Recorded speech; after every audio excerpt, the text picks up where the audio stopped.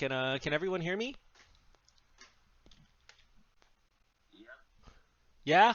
Awesome, awesome.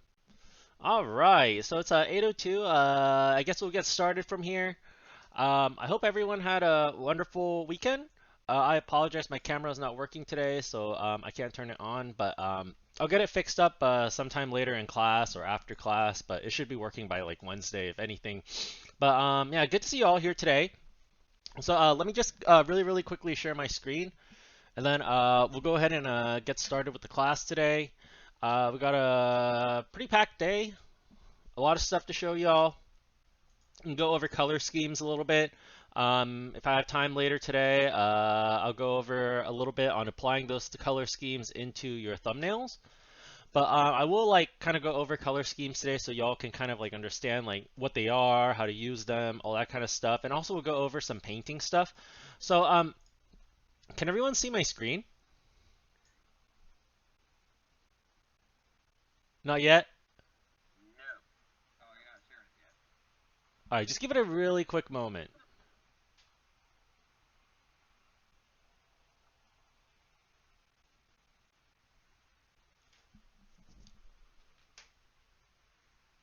Let me try resharing it one more time.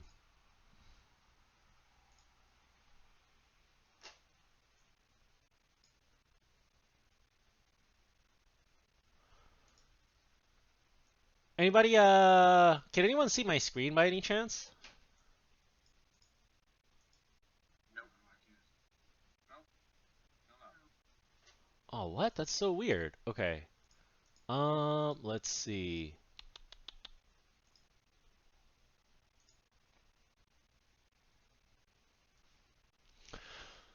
Huh, that's so weird. Well, I guess while the screen is just waiting to load up, I'll just kind of quickly go over the announcements just so we don't use up too much time.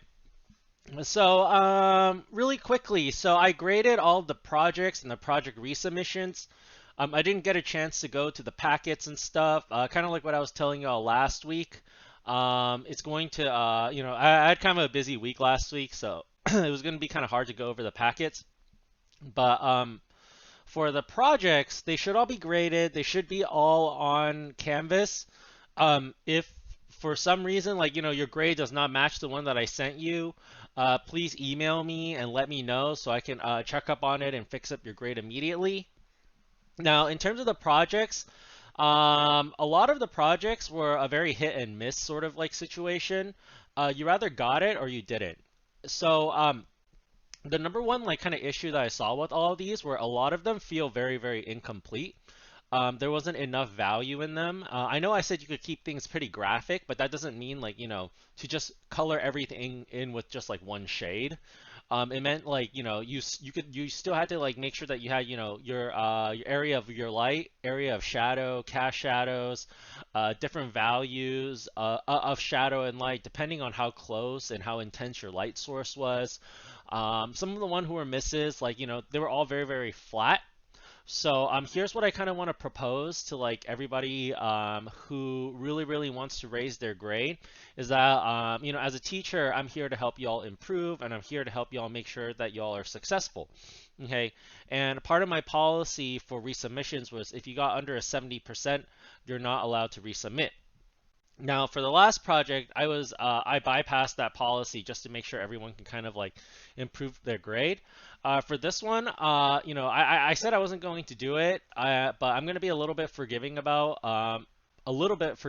this. So here's the situation: is that if you got under a 70%, well, you can resubmit for a better grade, but it's not fair to people who got above a 70%. So, for those of y'all who got under a 70% and you want to submit your grade, resubmit for a grade, you have until project three's due date to resubmit it to me. And the way it works is you only get one chance to raise your grade. So, if you turn it in for project three and then you get under a 70% again, it's just going to stay as whatever your highest grade is. All right. If you do by a chance get above a 70%, okay, after you resubmit the second time, resubmit the first time, then I'll let you resubmit it again. But if you get under a 70% again, then that's the only chance you'll ever get to raise this specific project grade. So just keep that in mind, okay? If you got above a 70%, you're welcome to resubmit anytime you want, just as long as it's before week 15 Wednesday, okay? Just because like week 16 Wednesday is the last day of class, so I need about a week to like grade everybody's resubmissions and all that kind of stuff. And if you got under a 70%, 70% as a grade, you only get one chance to resubmit it right now, and that's before the Project 3 due date. If you manage to get above a 70%, your first resubmission, I'll let you resubmit it again. If you get under it, that's the only chance you ever get to get. So just keep that in mind, okay? Be very, very on top of that. And then for today's routine, we're going to go over, again, digital sketching, painting. I want to go over custom brushes and color schemes and thumbnail iterations. If I have time, I'll jump to thumbnail iterations. But if I don't get time today, we'll do it on Wednesday. But does anybody have any questions or anything before we continue with the class?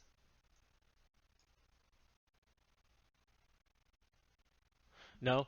Okay, and I'm guessing no one can still see my screen, right? Hello? Hello? Hello?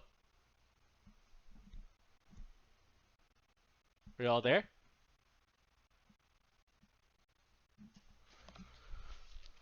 Oh my god. Okay. Your screen's loading right now, but it's not Mm. showing. Can you hear me, Camden, by any chance? And your audio is cutting in and out. Yeah, your audio is going in and out, and your screen is still loading. Oh my goodness.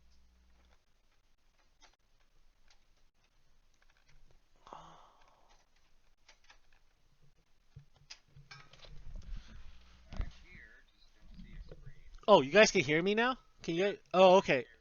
Okay, okay. Can you guys hear me right now? Right I now? think our audio is cutting in and out on both ends.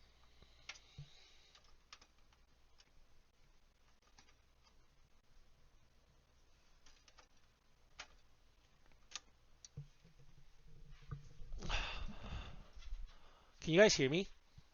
Hello? Like I said, yeah, but yes, I can hear you. Oh, okay, good, good. Okay.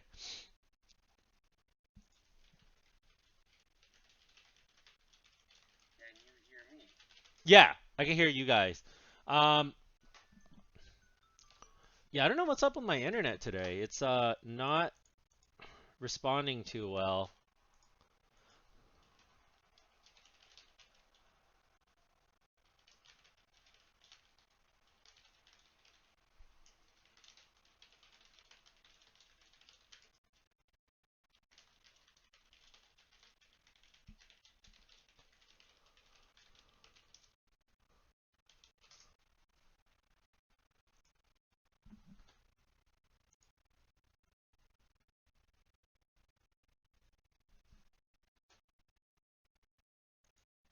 Hello? Can y'all hear me?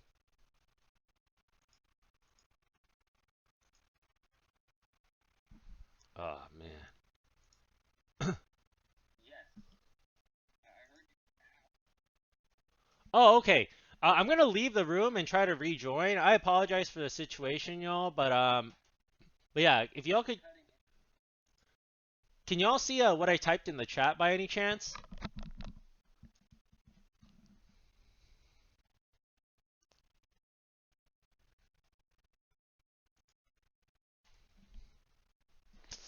Oh my gosh, this is so ridiculous.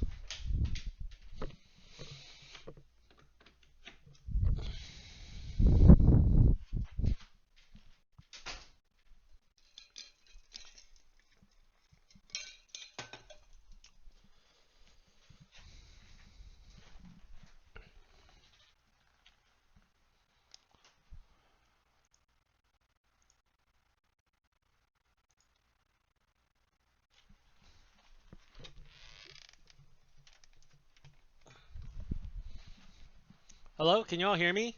Oh, can y'all see my screen now?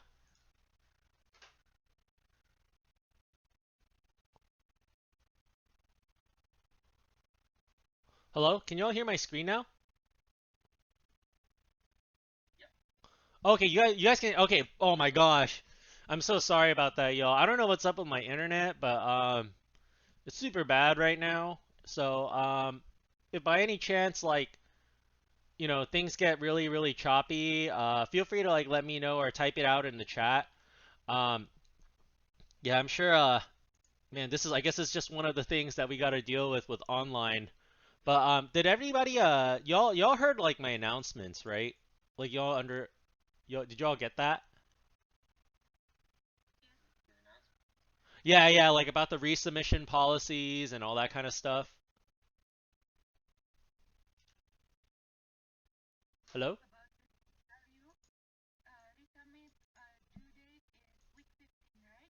Yeah, yeah. For anyone above a 70%, if you're under a 70% in the grade for your project 2, then you have to resubmit it by project 3, and you only get one resubmission. And if you do really well on that one resubmission, I'll let you resubmit again. But if you get under a 70% again, then your grade stays as whatever the highest grade you got was. So just wanted to say that again, just in case anybody missed that out. But yeah, I apologize for the whole lag. That was really really terrible to deal with.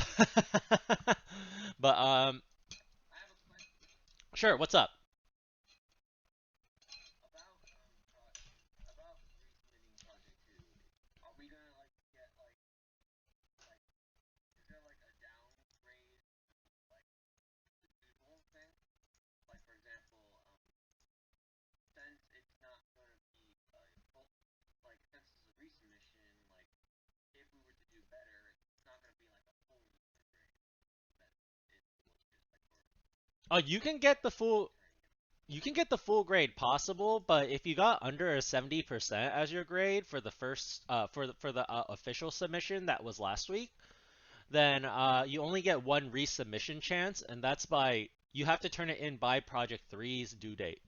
And if you get lower than a 70% again, then in that case, like you will what is it? Then you'll have to then you're not allowed to resubmit a second time. But if you get above a 70%, then you can resubmit a second time, and that's due on week 15.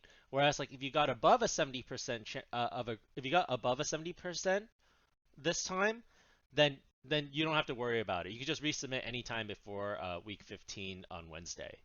So that's kind of the policy here. So, because usually my policy for the syllabus is any grade under 70% in terms of projects don't get to resubmit. But I want to make sure that all of y'all like succeed and improve. So I'm giving like everyone a chance who didn't get a grade that they wanted to like kind of resubmit for a better grade. But just to kind of keep things fair, again, like if you got under a 70%, you only get one chance to really make this up. Whereas like if you got above a 70%, then you kind of have like the rest of the semester to kind of like work on that. So um so yeah, that's kind of the policy for. Does that kind of make sense? Yeah, that makes sense. Okay, cool, cool. Anyone else have any questions before I move on? No, we're good. Okay. So, really, really quickly, okay, before we jump into the custom brushes and like painting exercises, I kind of want to go over a little bit of color.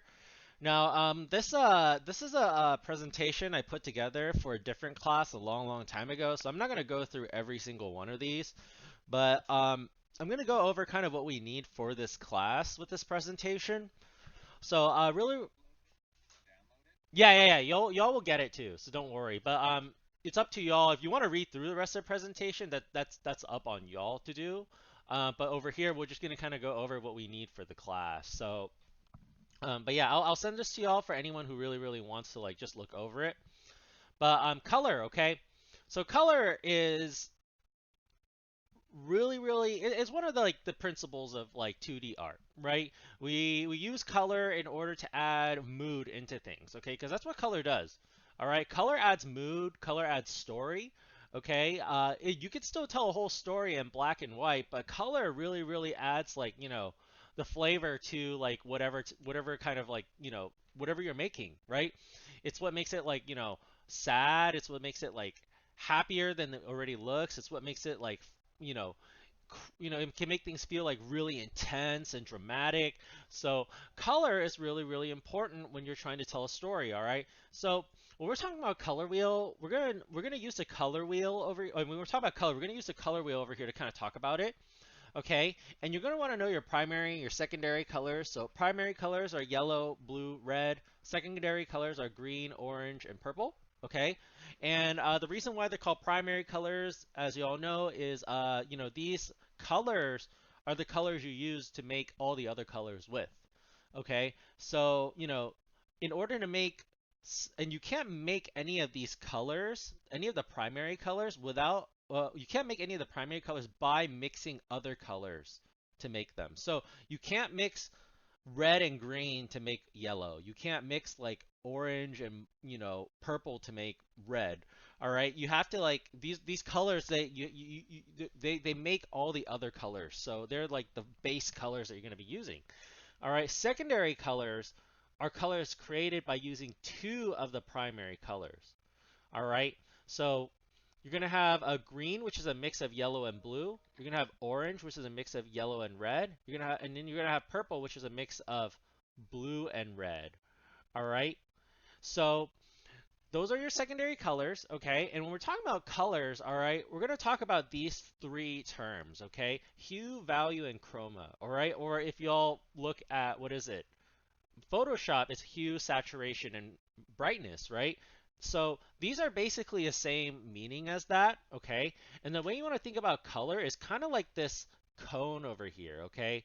So hue is the type of color it is, okay? Whereas value is the shade of color. And chroma is the intensity of color. So that's your saturation, all right? So for hue, we have all these different kinds of hues, okay? We got orange hues, we got green hues, we got purple hues, red hues, all right? It describes what color or temperature things are going to be. Whereas value or brightness in like Photoshop describes how light or dark that hue is, all right? Now, whenever we talk about a hue, there's not just value, but again, there's saturation or chroma, okay?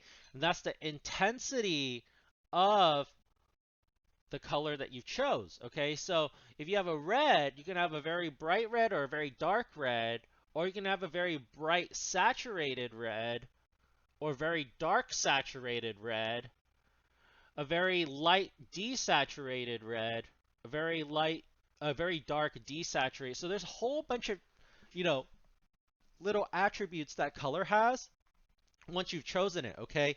And understanding how to kind of balance out your colors and adjust them to the right value and saturation will really, really help sell your picture a lot better.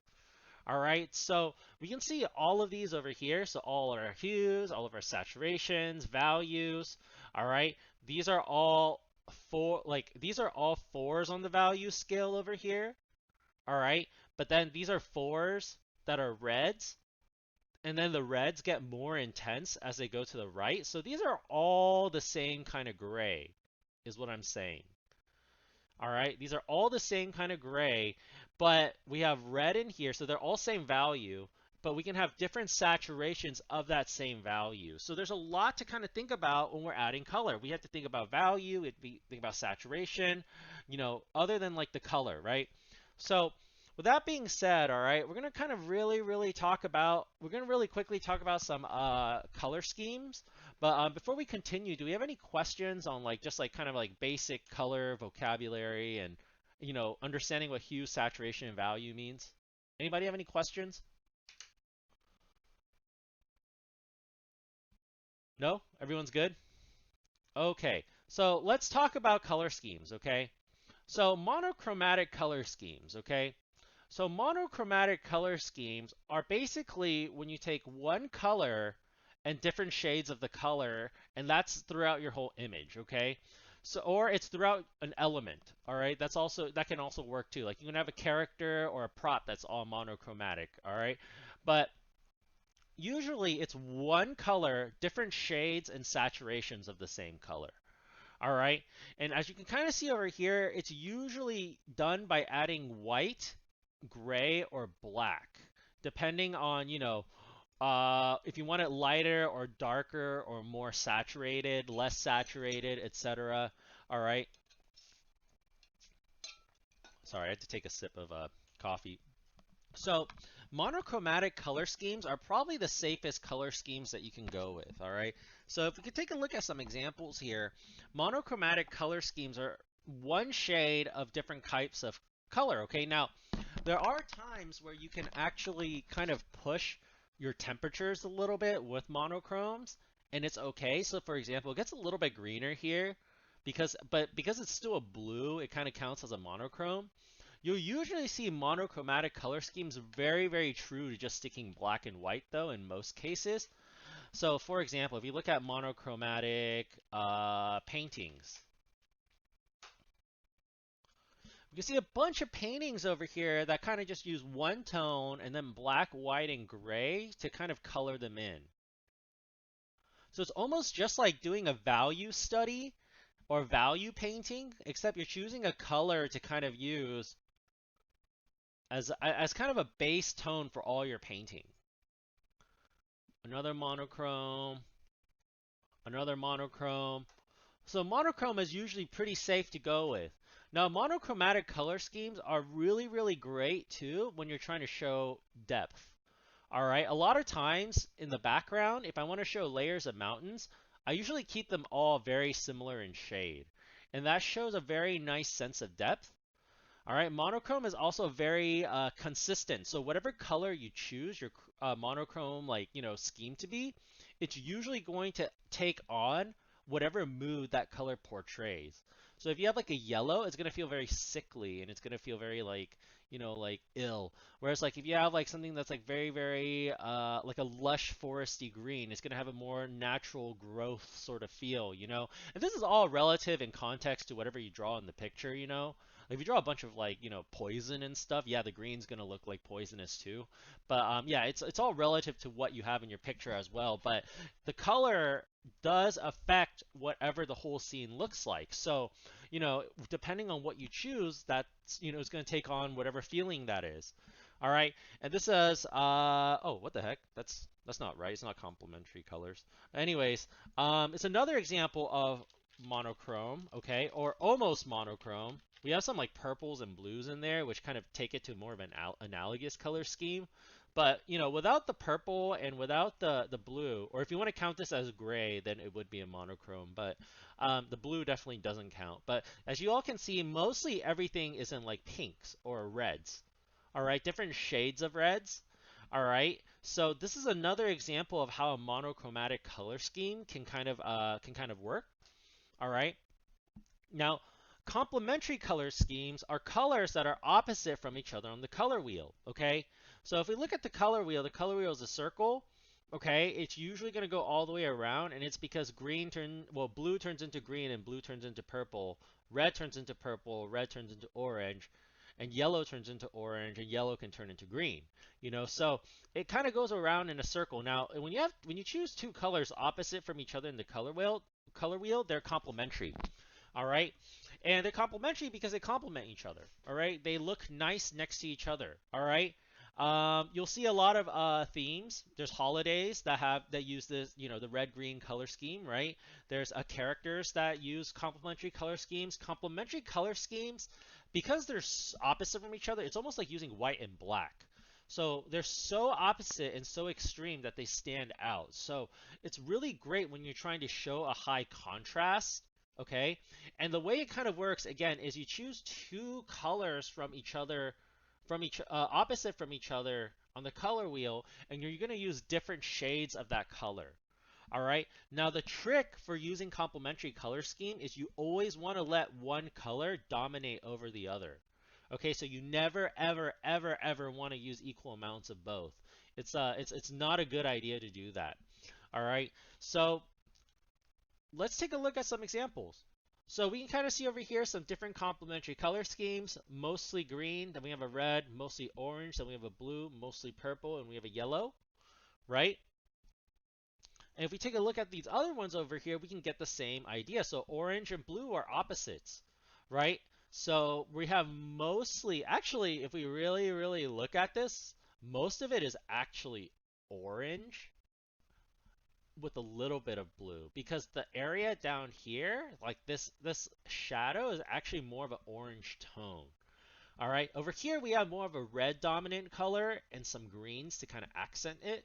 All right, so in case you're not aware of, the word accent, accent is just basically like a small amount of color used to kind of highlight an area that you want to make interesting. Okay, and then over here we got a dominant blue with some oranges. All right, almost going to the yellows over here, but these are still mostly oranges over here. All right, and then we can kind of see it in movies too, right? So we, oh, whoops. So we can see a dominant like green with like a red, a dominant red with the green, dominant green with the red down here, dominant green with the red again. Okay, so complementary color schemes are are another really great color scheme you want to use, especially if, like I said, if you want to make things stand out, if you want it to be kind of jarring, if you want to grasp attention, for it to be like very like striking when you see it, complementary is kind of the way to go. All right. Any questions so far on monochromatic or complementary? I'm noticing with, even the deep, like a lot of these greens and reds are fairly desaturated, Yes. yet they still work. And sometimes it gets so close to gray on both sides that it's almost like, I don't know. Is there a point where it kind of stops being like the effect wears off? Does it have to be a certain saturation for the effect to still work? Because if they're all like super desaturated greens and reds, does that really do much? That's a good question. Jonathan kind of pointed out something really important kind of when you're working on color schemes is that, we talked about how saturation is a big part of, doing color schemes, right? Especially if you're thinking about a whole painting. If you're just doing like one object, like, I mean, I guess if there's like a lot of detail on the object, then you would have to manage it a little bit more. If it's like a plain object, just like a one toned like pot or something like that, like it wouldn't really matter as much, right? Other than like lighting and shadow. But a lot of these images, what you'll see, have a more desaturated tone. So actually, let me skip ahead a little bit and kind of go and kind of show y'all a couple of like paintings that y'all can kind of look at. But if we look at, for example, maybe like this Pocahontas one over here. So a lot of the image is a lot less saturated than like the focal areas. All right. In your focal areas, okay, and the way that you kind of will find your focal area is by going to the back. This one has around two focal areas, okay, and it's because this is an animation scene. So when you think about animation, like you also have to think about like the way that it kind of the scene kind of rolls in. So there's a different intention there's a similar but different intention is a better way to say it. When you do have like a scene kind of rolling in, because for this one they want us to look back and forth from, what she's looking at and then back to Pocahontas herself. But generally, you'll have everything a lot less saturated than like your focal areas. All right? Or the other way, you'll have everything very saturated except for your focal areas. All right. So you want to kind of manage these a little bit. This one doesn't really work as much, but you really want to kind of manage your saturation so that one overrides the other. Okay. The only time where like I would say it could be about the same is if you really think about temperature, you know, usually the one that's going to stand out more is whatever is less of the dominant color. So for example, if we look at this over here, these are actually very saturated tones in here, except maybe for like the green on the bottom left. But because there's so much coolness kind of going around, our eyes are going to move over to the orange. Not to mention like, our eyes are going to move over towards warm colors over cool colors. But if the whole image was warm and then one area was cool, then our eyes will move over to the area that's cool. So again, it's kind of like back to like that busy versus rest sort of thing, you know, where like, oh, excuse me, where like it's actually a little better to keep, it's a little safer to keep everything less saturated because since everything less saturated versus everything all saturated. And the reason is because when everything is less saturated, they all kind of share grays. They all kind of share a gray in the mixture of color. So they're a lot easier to kind of blend and merge together visually. Whereas like very saturated colors are more pure, so they separate from each other a lot more when you look at them. You know, if I have like a very saturated green and a very saturated red, you're not going to know which one to look at unless I desaturate one of them. So it's a little bit safer to go with everything desaturated. But then at that point, you know, if everything is like very desaturated, you still want to make one area more saturated than the other probably. But if not, then you would choose a color that stands out or a shape that stands. Well, if we're talking about color, then you only choose a color that stands out from the rest of the scene. Does that kind of make sense? Does it kind of make sense to y'all? Kind of. And then Kind of. there was an additional part to that asking that I Uh. wanted to ask in terms of so when you were talking about using colors, you were Uh. talking about having a dominant kind of middle one and a lesser one. Hmm.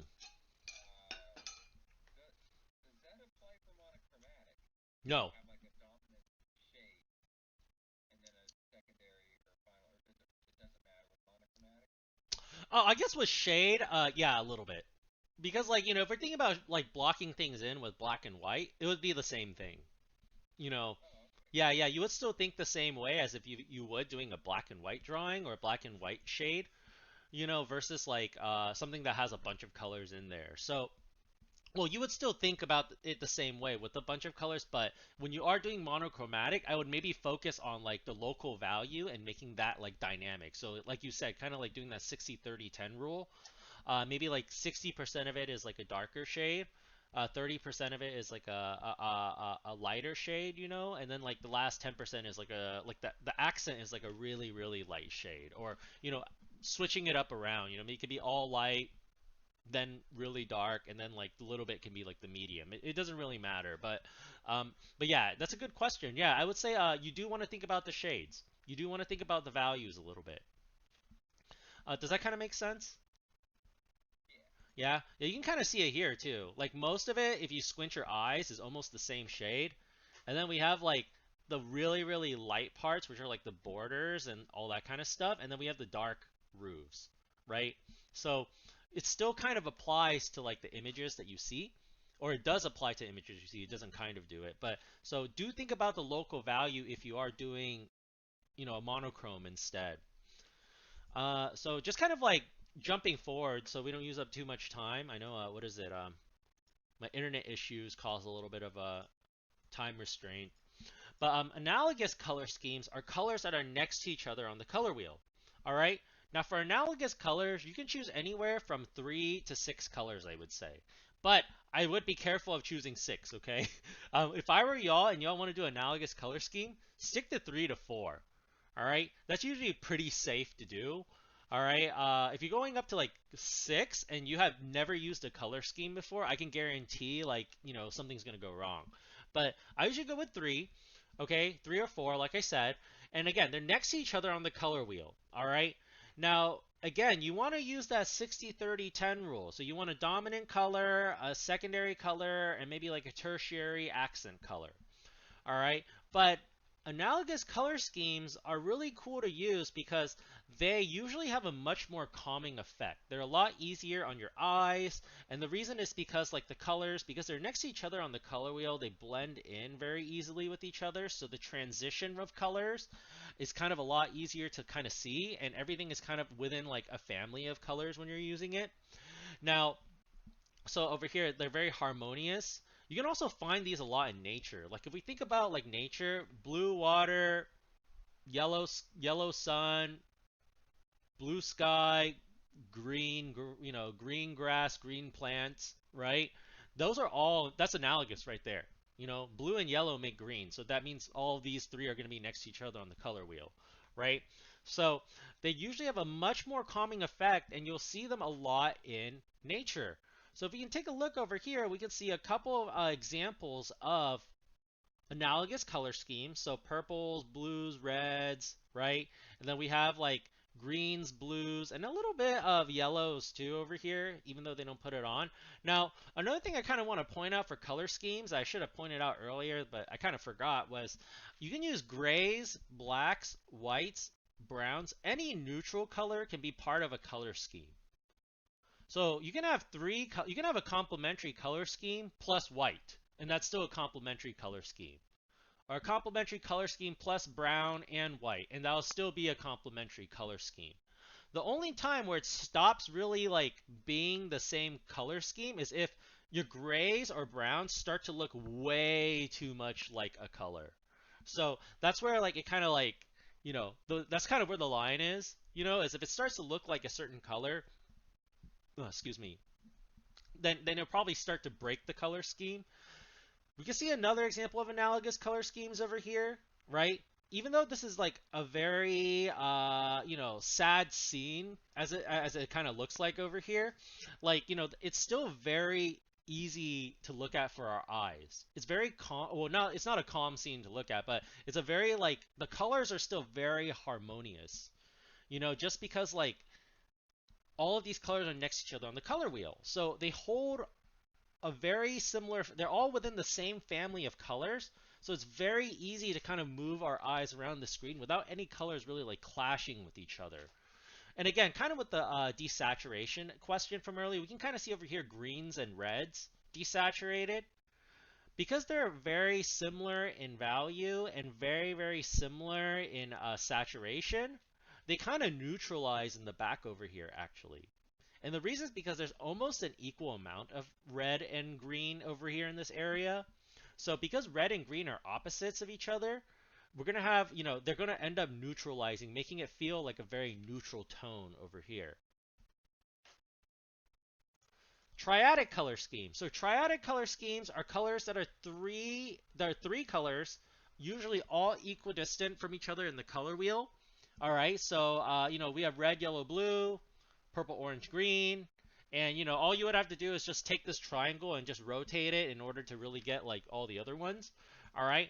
Now, these are probably like the most, other than like complementary color schemes, these are like the most like intense color schemes. And it's because even though we have like, complementary, which is almost like black and white, triadic kind of uses like a very vibrant amount, a very, very vibrant set of colors because they're all like still far enough from each other in the color wheel to be jarring, but with an extra color kind of added in there, it kind of makes it feel a lot more punchier. All right. So usually triadic color schemes are very, very vibrant. Okay. And what will end up happening when you use them is usually you'll get a very like surreal, almost like childlike effect. You'll tend to see triadic color schemes used a lot in characters or things that need to stand out a lot. Like for example, superheroes or heroes in like heroes are usually triadic color schemes. As you can kind of see Superman over here, right? He's a triadic color scheme, blue, red, yellow. Again, letting blue dominate. Then we let then there's a red, right? Then there's a yellow for the accent. Okay. We got it looks like Thor over here, even though we can't really see him, has like some red, yellow, blue too. If we look at Ash Ketchum, right? He has that color scheme as well with Pikachu. So this color scheme is really good when you really, really want to kind of bring out something. Joker also is a triadic color scheme. He's a purple, oranges, and greens in his one of his other designs. Maybe not all of them, but he's usually like purplish greenish. But you will see some oranges in him in some designs. But yeah, these colors are really great to kind of like make things stand out. So we can kind of see over here some examples of triadic color schemes.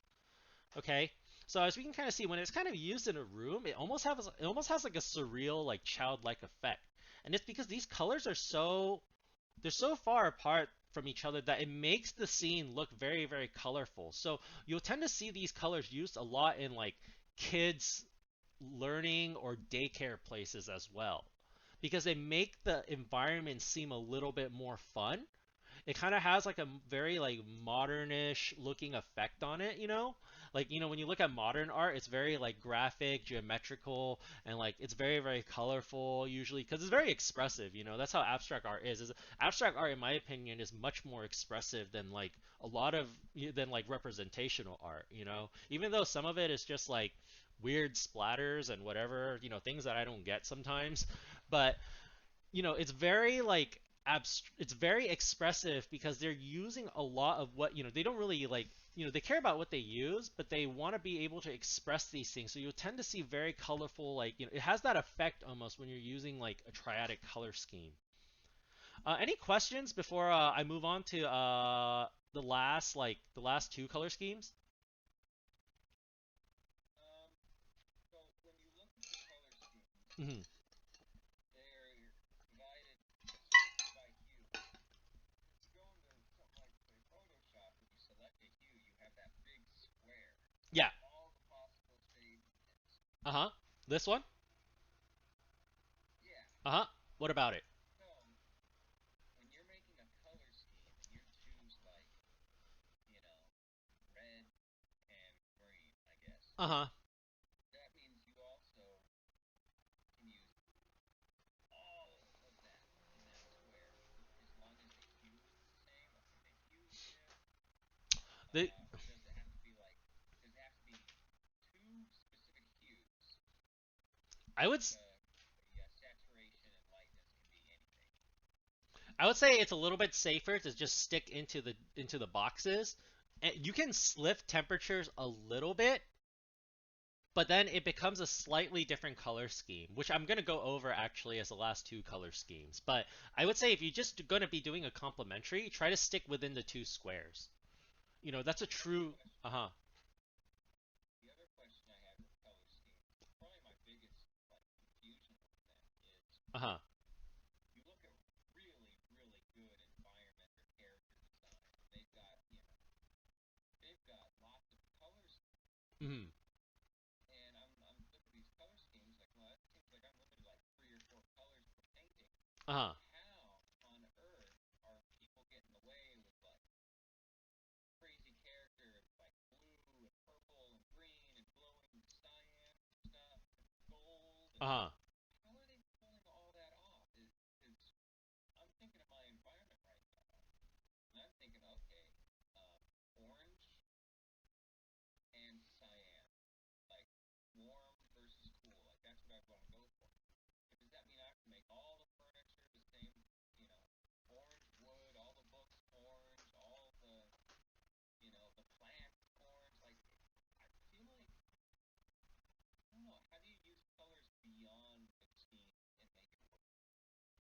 Well, that's a good question. So, to answer that question, why don't we go over the last or two color schemes? Yeah. So, Okay. So to go over the kind of last two color schemes, the first one is split complementary. Okay, so when you want to start using other temperatures, it becomes a split complementary. So what that means is that let's just say you have a dominant green, and you're going to be using a red, but for a split complementary, instead of using the red, you're going to use the colors next to the one on the opposite side. So instead of using a red, you're going to use a cool red and a warm red. So one more that's purplish and one that's more orangish. So now that gives you kind of the option of playing around with temperature. Now the green doesn't really change though. So that means that most of the greens are probably going to stick within this little box that you're talking about. But then now with the reds, we have something where we can use that's more on this side. So this more of this pinkish purplish hue, and one that's more of a reddish orange too. So now we have a warm and a cool red. So it's very similar to complementary, but we have more temperatures we can play around with. So we got these cool reds and warm reds. They get warmer as they go towards the light. And then we have the blue over here, which is the sky, right? Now let's just say we add one more temperature. Let's say I want to do, you know, I don't want to use this green. I want to use a warm green and a cool green. And I want to use a warm red and a cool red. Now that becomes what's called a tetradic color scheme. And that's basically when you use two complementaries, two sets of complementaries, all right, and it becomes a square, okay, or some sort of four-sided shape, okay, but it has to be rather a rectangle or a square. So you'll see two types of tetradics here. One that's more of a, flexible rectangle of however you'd like it to be. It could be a thinner rectangle, but they have to be two sets of complementaries, and there has to be two sets. So they have to be two sets of complementaries, okay? Now for the square though, it's obviously all equidistant. Okay, that's what makes it a square. And the square has a more similar effect to a triadic color scheme, but still holds the effect of how you want to have more temperatures in there. So it's like having a very vibrant, jarring sort of scheme with more colors in there that you can kind of play around with. All right. Whereas like for here, a tetradic rectangle is more harmonious because they're closer to each other in terms of like color family. All right, but this is pretty much how you can add more colors into your color scheme. All right, now you will, for example, find examples where everyone is using tons. Like, let's just say you find an example where everyone is, this person's using like every color on the color scheme. Okay, if you break down the picture enough, you can find a dominant color scheme in there with hints of other colors in there. And it's okay to use small amounts of other color as long as you balance it out with other things. All right, so let's take a look at maybe like a concept art picture. Yeah, concept and environment. And let's break down the color scheme really, really quickly. Okay, so let's take a really colorful one. Okay, so this one's pretty cool over here, right? Now, just looking at the color scheme, to me, this is a tetradic color scheme right here. All right, just kind of looking at it, we have the blues and the oranges, and then we have kind of like the reds over here and the greens. Y'all see that, right? And yes, the greens do kind of shift over to the blues, but to me, this is more of like a rectangular color scheme. All right, so we have two sets of complementaries, and it's pretty hard to find it in here just because like there's a lot of really small details that kind of hint the colors that are really hard to see at first. But you can mainly break down most pictures into kind of a color scheme. Like if I look at, oh, that's too small.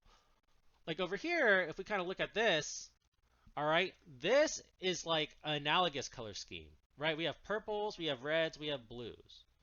So you'll tend to see a lot of color schemes being used in tons and tons and tons of pictures. And yes, like I said, you will occasionally find color schemes where there's tons and tons of colors in there. Let's see. So if we look at like, for example, let's look at Theo Prince. I always like to look at his stuff. We can find a lot of, you see like this is a very split complementary color scheme. Or actually, this is a tetradic. If we look at the greens and the greenish blues, reddish oranges, yellow orange, with like this like well more of the orangey tones with the blues, and with the greener ones with like the redder ones over here. Is So, there mhm. isn't there a color scheme where it's like three analogous colors and then a direct complementary? So like green, greenish blue, greenish yellow, and then just like straight red. that would be a that would be the split complementary. Oh, because I thought split complementary you had to use those colors on the side, not the middle one. You usually do, but it's okay to use a little bit of the middle one.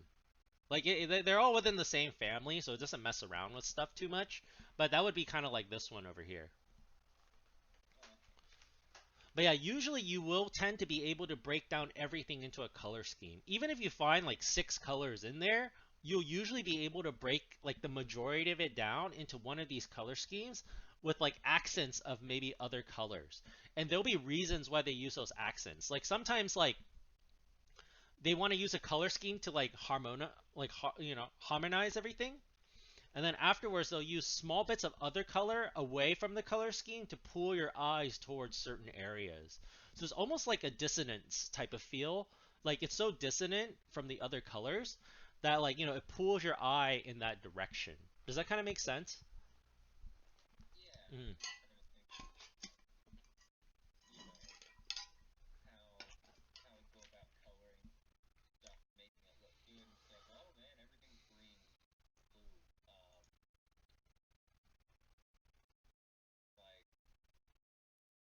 well, oh, great example. Color schemes always confuse me. Like, who was it with? Yeah, Kincaid's stuff. Hmm. For Disney, super saturated, colors everywhere. So if we take Disney stuff. But Lillard's like colors everywhere. Like what's the scheme there? Green?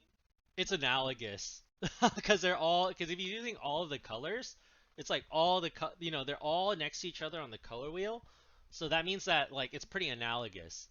And then at that point, like it's a dominant green analogous with maybe like reddish colors next, you know? So you kind of want to break it down from most color to less color. And then like, the colors that they kind of use in here that kind of stand out the most are probably going to be like the color scheme. So for me, this is like analogous, you know, just because like they're all kind of like this is like a very like calm looking picture. Whereas like if I look at something like this is probably more of like a tetradic color scheme.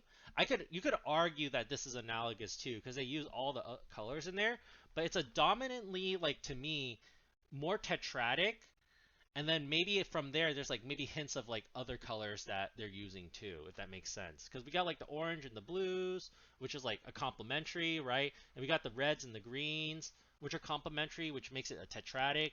And then we got hints of like purples and yellows and stuff there too. So you could argue that, uh-huh, what's up? So don't get confused by the small colors. Focus on the big blocks of color, and that's your answer. Yeah, because like in the end of the day, we're looking at the big picture, not the details. So like what matters the most, especially when telling a story, is that when you look at your picture from far away, it should give a mood, and that mood is usually going to be usually is what's going to lead you to deciding what color scheme you plan to choose. You know, so depending on those dominant colors, that's going to be what your color scheme is. So if you have a dominant color, a secondary color, a tertiary color one, and tertiary color two for like accent, you know, those are probably going to be like the colors that they're primarily thinking about when they're doing this picture.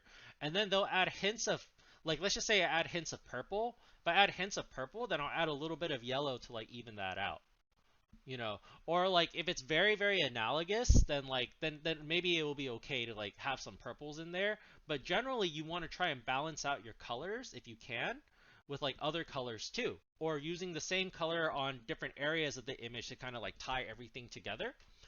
But yeah, I would s- Complementary colors balance each other out. they do, yes, because like if you have like you could say like you have a whole green picture, but having some reds in the green will make it feel a little bit less green, you know. So it balances out a lot of the green temperatures when you add the reds, or vice versa, right? So you kind of want to think about it that way. So it's a very difficult game to play because it's not just like, because once you're done balancing the amount of color in there, there's also saturation and stuff and value that kind of get involved. Well, for y'all, the value should be solved already. So it's really mostly just saturation, right? But saturation and color assignment. But yeah, generally I'll say look at the overall tones of the picture to help you decide on your color scheme.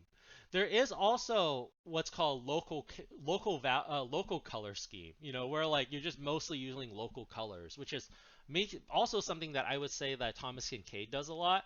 Is a lot of his work is very local colors. So, usually to me, local colors, especially in nature, is just analogous in general, like generally analogous, but yes, we can break it down to like a more dominant color scheme if we'd like. But on the end of the day, it's probably going to be analogous. Like analogous is probably going to be the right answer for these like, like the basic right answer for all of these type of paintings. Does that kind of make sense? Yeah, it does. Awesome, awesome. So, I want to jump into this, but I don't want to like do it for 4 minutes and then like take a break. So why don't we take a break right now? Let's come back at let's come back at 9:07. Okay, so we'll take a 10-minute break. And then when we come back, I'll kind of show you how to get started doing these. Okay?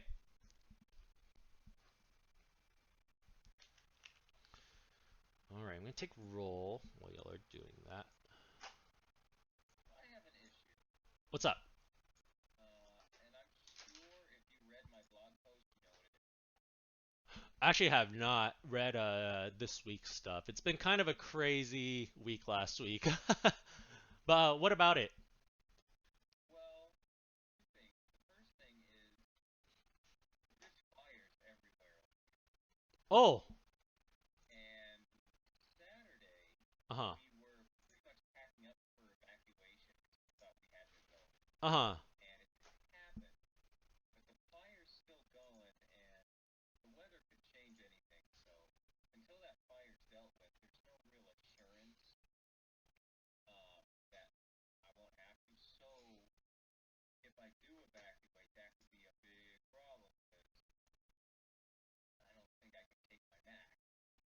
I can safeguard it, but I don't think I can hook it up wherever I'm at. Uh, So I have to let you know that. Second problem uh-huh. that's going on is our internet screwing up. Uh-huh. For the past week, almost, all emails on our ISP doesn't work. They won't go through. They just refuse. The internet works, but not email. Doesn't matter what the device is, doesn't matter what the email is, just doesn't work. I can only get them on my phone because it uses cellular. So that means like sending stuff and links on my computer that I need to use Uh-huh. won't work. So sending you assignments over my phone doesn't. So I may need to find some other way to communicate with you or send things to you for the time being until that gets fixed. Okay. Do you have some time after class to like maybe talk about this? I can talk about it with you and kind of go over more in specific how you can do all that stuff, and then we can like work something out. Cause like yeah, I have time.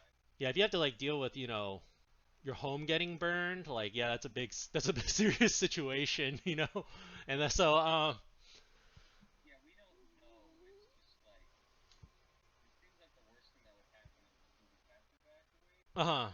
Most likely our home would be fine, but Uh-huh. um, it's just that it's that uncertainty.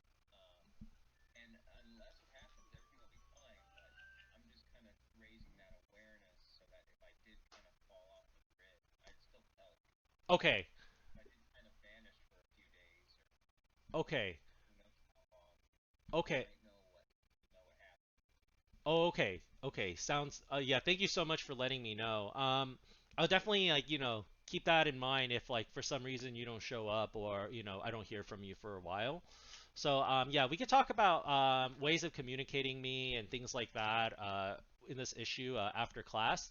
And I can kind of set something up for you to see like if, and we can kind of see how that works to see how like, for submissions and things like that.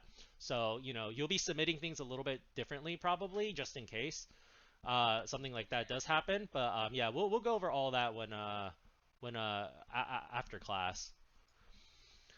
Okay. Awesome. Hey, I'm gonna use a restroom really quick. I apologize. Sorry, I just want to make sure I go before like we come back from break. Yeah, I'll be right back.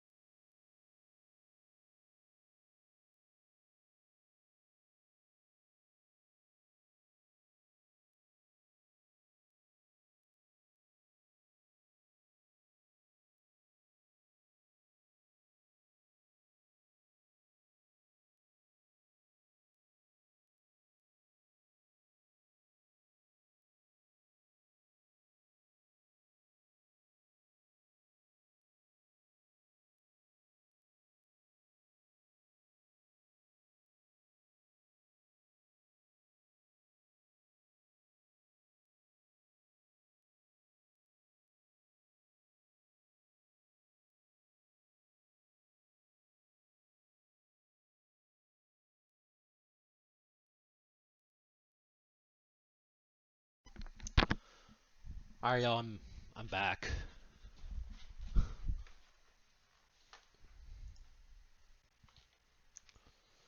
All right, so it's a 9:07. So, is everyone here? I'm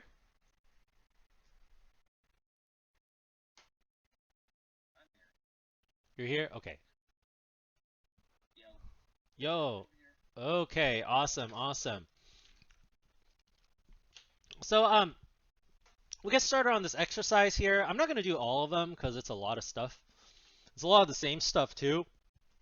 But basically, what you're going to do on this page is you should have my brushes by now, everyone. Okay, and basically what I want you to do, and feel free to download other brushes too if y'all want. Like it's very easy to find like, new brushes. If you go to like Photoshop, brushes for concept art, I guess, you can like literally just Google and find like a page of them. So if you look over here, brush pack for Photoshop, download link, right? We can just download them. There's tons of stuff that there's tons of like brushes out there that y'all can find. Over here, Aaron Griffin art brushes, Saki Michan. There's a whole bunch. So feel free to try whatever brushes y'all would like. Ooh, this one's actually kind of cool. There's some really nice shapes. Might have to get that. But yeah, feel free to like, go through whatever, use whatever brushes you want. But basically, what y'all are gonna do is you're gonna use these brushes to paint out these spheres. Okay, they don't have to look exactly like the sphere. Okay, I mean they should look like a sphere, but it shouldn't look exactly like what you see there because you're going to be using what is it? Brushes to kind of like do this. Okay, so when you all are doing this, what you're going to do is you're going to choose a brush. All right, and for monochrome, it's very simple. Okay, so we can get our circle in. Let's get our shadow in. All right, and what I want y'all to do is to use the scale on the bottom over here to help y'all out with this painting, okay? And again, it shouldn't take too long. I would say try to keep things zoomed out if you can, just so it doesn't like, take up too much time. All right, so first things first, do my sketch. Let's block in the background. There we go. Let's darken my sketch a little so I can see it. Awesome. Okay, You want us to use the same brush any brush, any brush. for the whole thing, and then do a different brush for the next one. So for every sphere, do a different brush. If you can, but I don't care if you mix brushes too. I just want y'all to kind of play around with the brushes. Okay? So yeah, don't you don't have to like I would say as long as you're playing around with the brushes and you're trying to paint these spheres and you get the color scheme right, like that's what I'm kind of looking for. So next thing I'll do is just kind of block things in, kind of like that. Let's get my shape in. And then what we can start doing is we can start kind of painting. Actually, let's get my darkest dark in here too.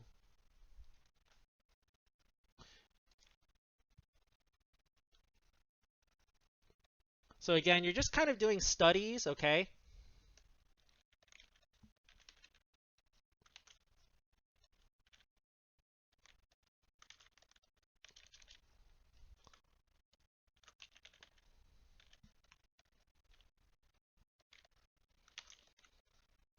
You can pick the colors to kind of help y'all out.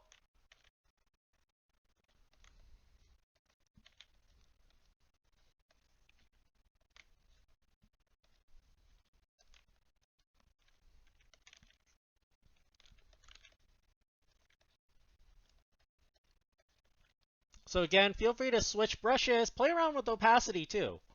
All right, because some of these brushes, they don't have any opacity on there. So you might have to play around with it a little bit, but play around with how the brush looks because brushes have different textures and something that you're going to start, especially if you've like, painted like with traditional paint before, you'll start to know like, what is it? Certain brushes have certain effects, certain brushes like look a certain way when you paint. So for me, I'm always thinking about like my brushwork, what I want, my brushwork to look like. And depending on what you choose, you can have a whole bunch of different types of effects. The only brush that I would say try not to do these with are ones that are too textury. Like for example, like if you go to I'm not gonna I don't want you to do a whole sphere and just splatter art, if that makes sense. Just with a splatter brush, like try to choose a brush that's more for like painting and blocking in that kind of stuff. But again, I am looking for the usual, okay? I am looking for what is it? Your core shadows, I am looking for your highlights. Um, I am looking for what is it? Your midtones, your reflective light, all that kind of stuff. I have a question. Yeah, what's up? I can't seem to find the download of my file. Is this still on campus? Yeah, this was from what is it? Last week's packet. Okay, so it's somewhere in that file. Yeah, it should be the third folder that says like digital painting, and it should be like the first folder in that folder. Okay.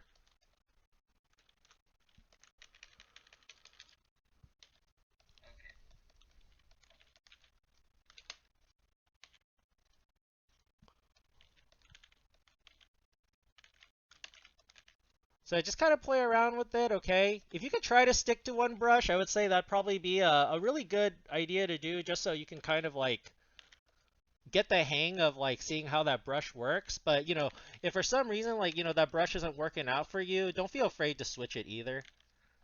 Like try out what works for you. But I would say try to use different brushes if you can for every round just so you can kind of get a hang to see like how different brushes look.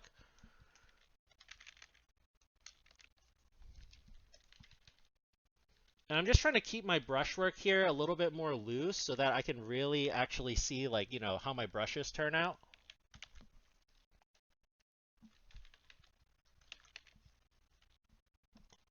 Okay, let's switch it over actually to this one. Oh, not this one. Where is it? Oh, here. Yes, this one.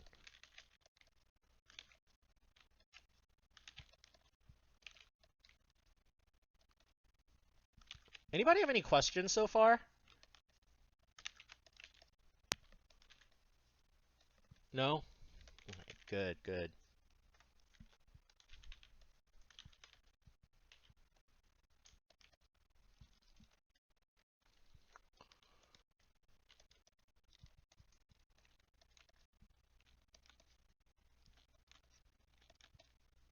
All right, so I'm not gonna tighten it up too much, but as y'all can see, monochromatic, right? When you're done, go to the next one. Try to use a different brush.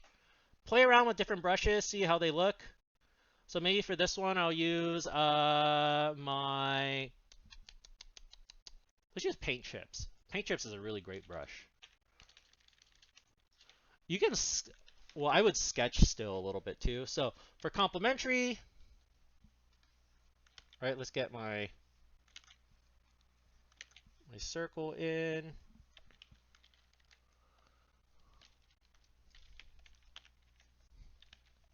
Then I have my shadow.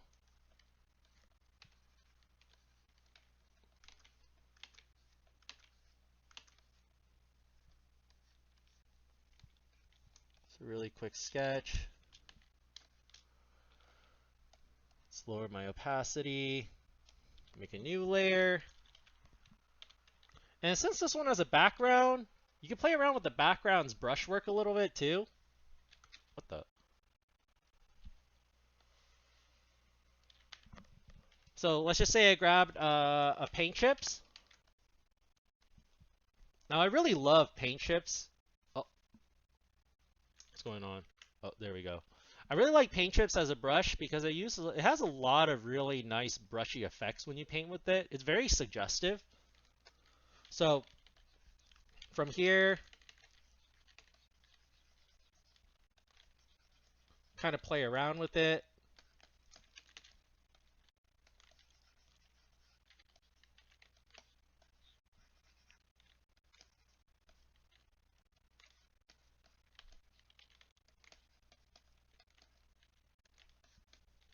Let's get the bottom part.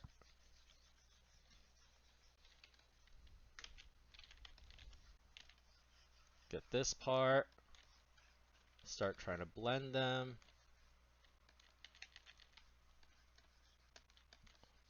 So paint chips is, as y'all can see, is super gorgeous.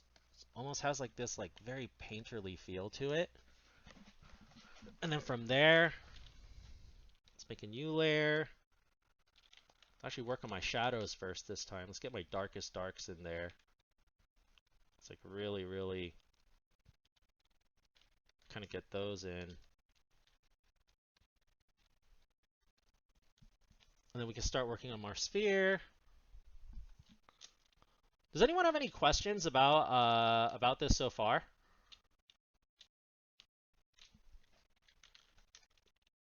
Is there a smearing or blending tool like there was on the sketchbook? Yeah. It's right here. You got to go to what is it? The little finger. And if it's not a finger, it should look like a water drop or a triangle. You have to click and hold it, and there should be a smudge tool. So you can use that. I do recommend y'all try not to blend with smudging so much because you will get what's called a smudge painting, and those look really, really weird if it's not done correctly. Like you'll see me blend with the smudge tool occasionally, but then like later what I'll do is I'll blend it kind of like this, and then I'll grab the color in between of the blend and like paint over it to kind of like bridge the value. So I use my brush to blend more. Let's get this part, so light versus dark. Let's get our mid-tone light in. Yeah, I've seen people they take like they just block in big colors and then they use the smudge tool to make the rest. I'm like, I wouldn't want to paint like that. Right. Oh man, some people are so good at that. Do you know John Somo? Nope. Yeah, No. John Somo has like a really insane way of like painting like trees. So I'll show y'all really, really quick because this is super cool. So let's just say I want to do like really quick trees. And then let's just say I want the light. I want the light to be coming from like the left-hand side. Kind of like this. Maybe I want like a green light. And then maybe on the other side we can have like, I don't know, like a red reflective or something. Just to like kind of keep it complementary. Yeah, and John, what he does is he'll get like this over here, like a smudge brush hard, and like he'll make trees this way. Yeah, he'll just like smudge them in, and then he'll use the values from here to like create. Yeah, it's so crazy. Yeah, he does some really cool stuff. Let me show y'all. And they're all done super fast too. Some really cool work. Well, these are all stamps over here, but still super cool and super simple.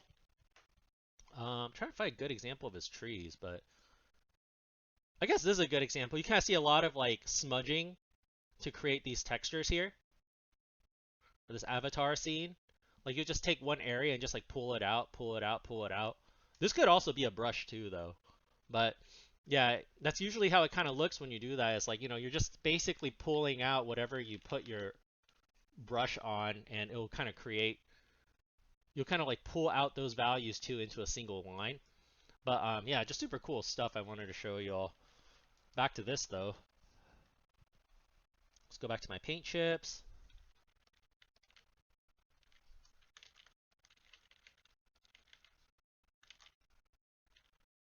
Let's get it more orange.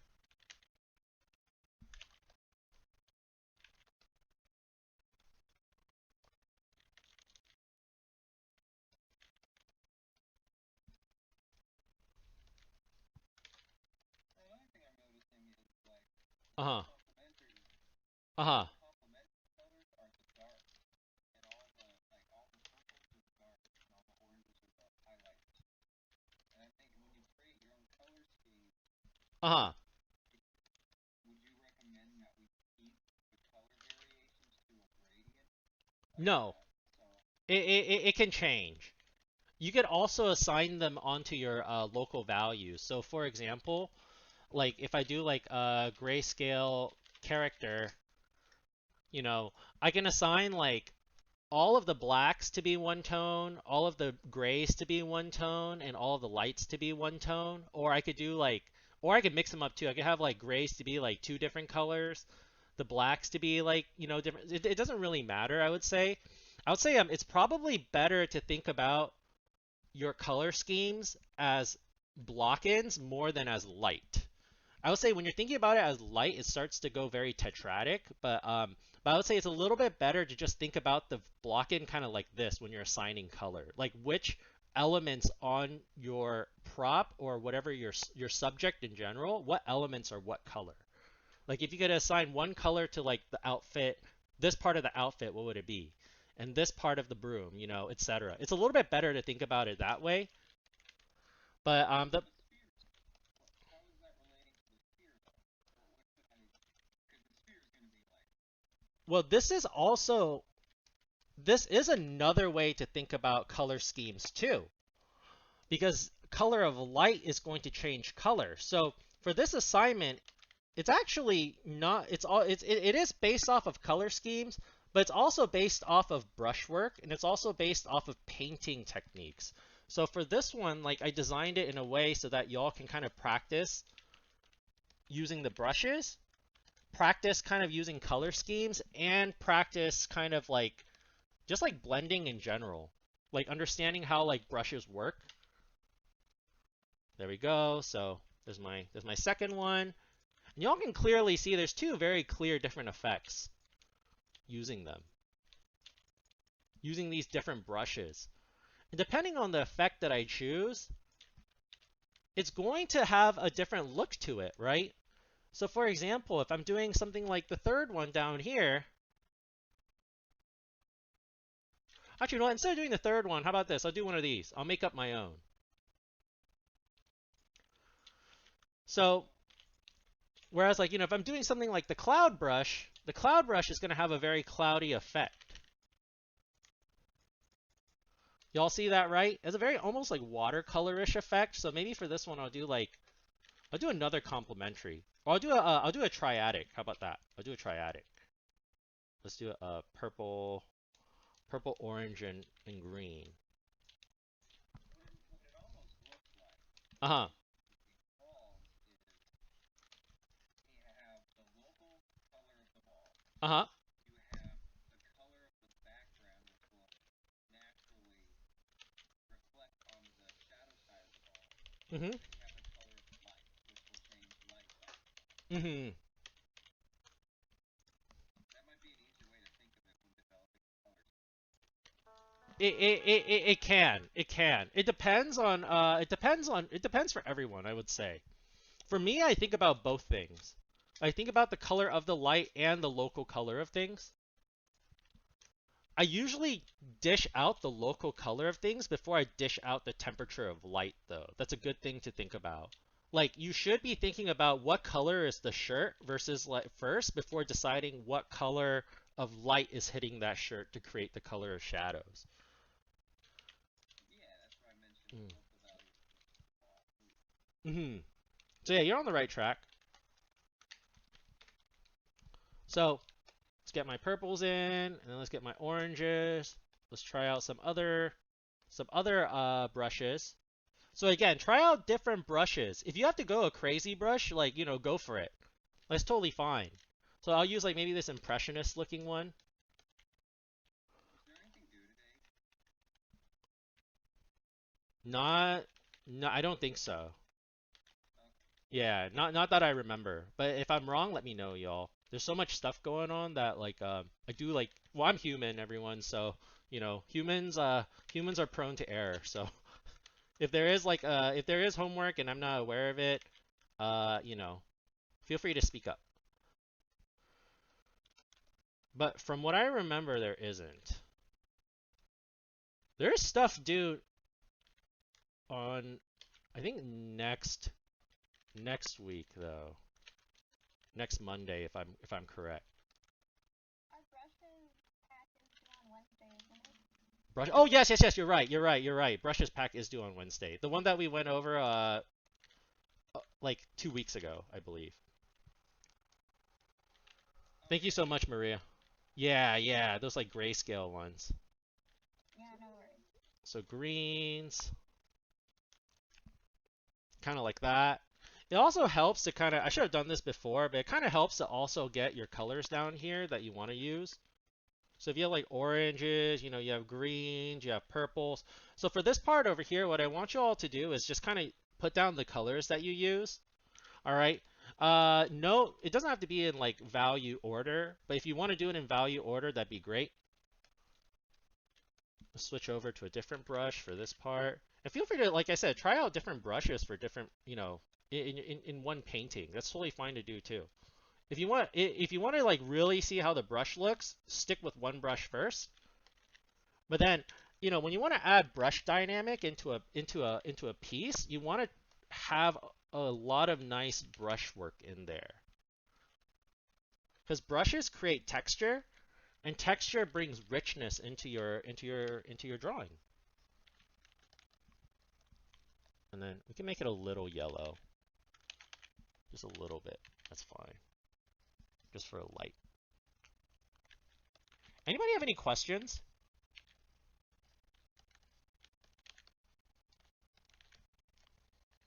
No? Everyone understands like how I did this and all that kind of stuff? Makes sense? Good, good. Music to my ears. So you're more paying attention to the colors of the assignment more so than the actual right? Well, I am still going to be looking for like your core shadows. So you should have a core shadow. You should have like a mid-tone light area. So, we have our core shadow over here, which is going to be the darker part. And then we have our mid-tones, which are just the orange and like the purple here. And then we have our reflective light, which is the green. And then we have our highlights, which is like this area. And then we have our cast shadows, which are going to be on the bottom over here, right? So I am still looking for all that. They're not gonna look. What I'm saying is like they're not gonna look like this render. They should look more brushy. So I am still checking for accuracy. So don't just like randomly like I guess like start like painting this like and whatever it comes out is you're okay with. I'll say like make sure it has the idea of a sphere, a three-dimensional sphere with lighting, and make sure it looks like a sphere, and make sure it has these color schemes, and try to assign them too by 60-30-10. Like over here I have mostly purples, then I have my oranges, then my greens. Are we allowed to like embellish the sphere, like maybe add like glowing cracks to it, or maybe add like metal Um, dots on it or something, as long as it still is a sphere? you know what? Yeah, I'll allow that. I'll allow that. It's not necessary, but I'll allow it. Yeah. If you want to go above and beyond and like your sphere looks pretty good and you really really want to decorate it, go for it. It won't like give you any extra points or anything like that, but it'll be good practice. Yeah, I will just keep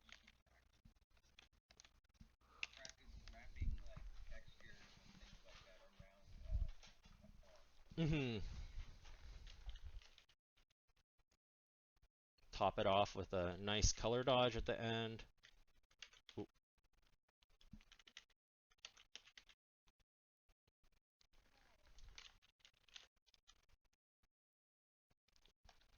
cool. So as y'all can see, there's my sphere. Let me lose some of my edges, my edge over here a little.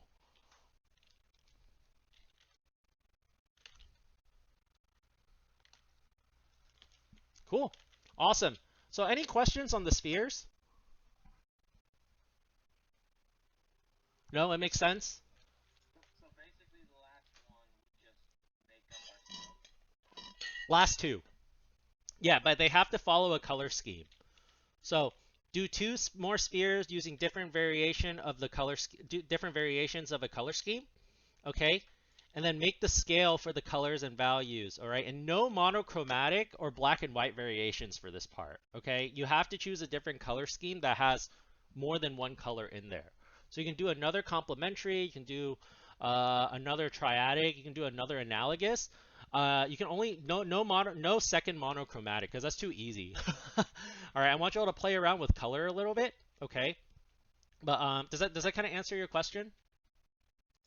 Yes, it does. Yeah, okay. Awesome, awesome. It is mhm. Would starting with grayscale and adding color in be good, or Oh, should I just stick with color?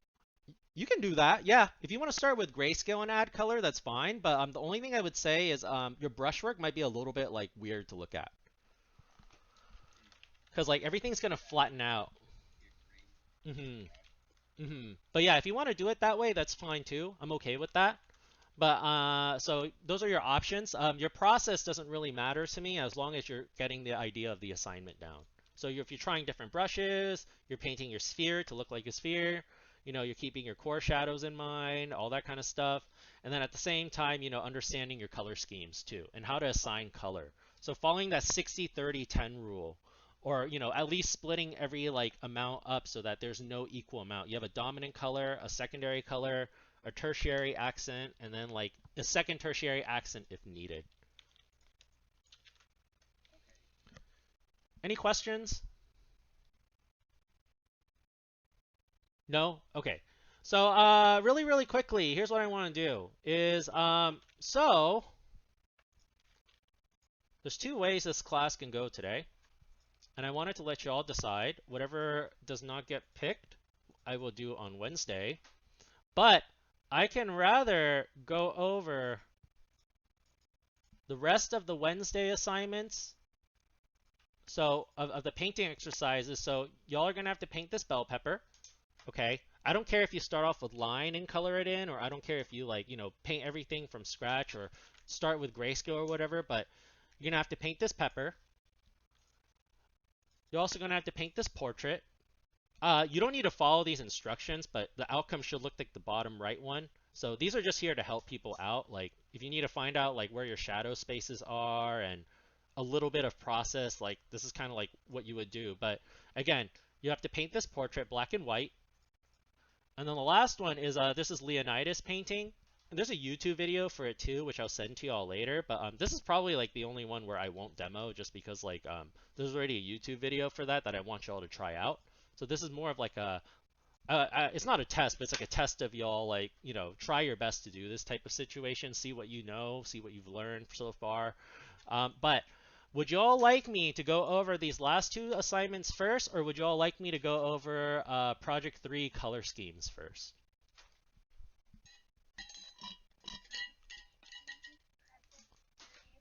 How about this? Could you type in on the chat and then we'll vote from there? Yeah. So how many of y'all, if you want Project 3, could you type Project 3 on the chat? If you want the homework, could you type homework on the chat? Project 3, Project 3, Project 3. All right, Project 3 wins. All right, so let's do Project 3. Would it be? What's up? Oh, actually, Okay. So Project 3. So, is it okay if I go get water really quick, y'all? I ran out of water and my throat's kind of like dry. sure, go. Yeah. Okay, cool. I'll be right back. It'll take me like a minute.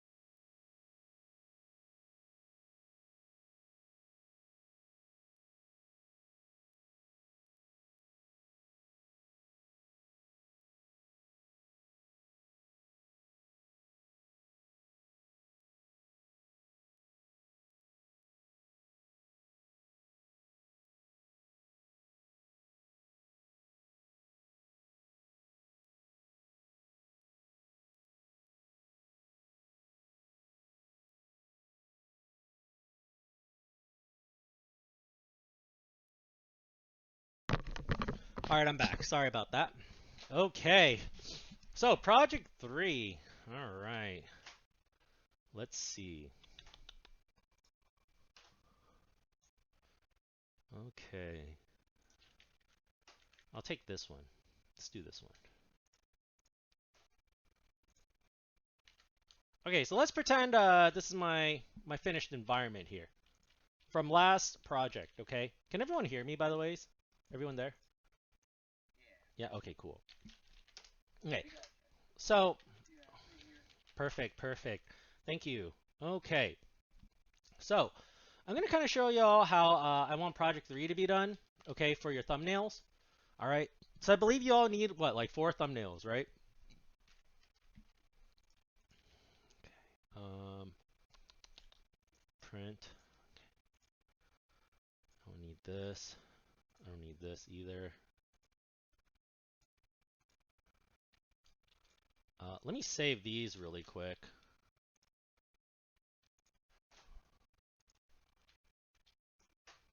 Let me turn this off now.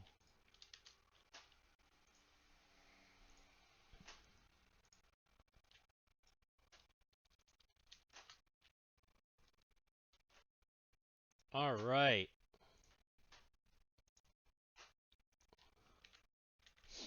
So here's how I would do it. Okay. So let's just say that this is my completed project 3, project 2. Okay. These are I set them all as thumbnails now.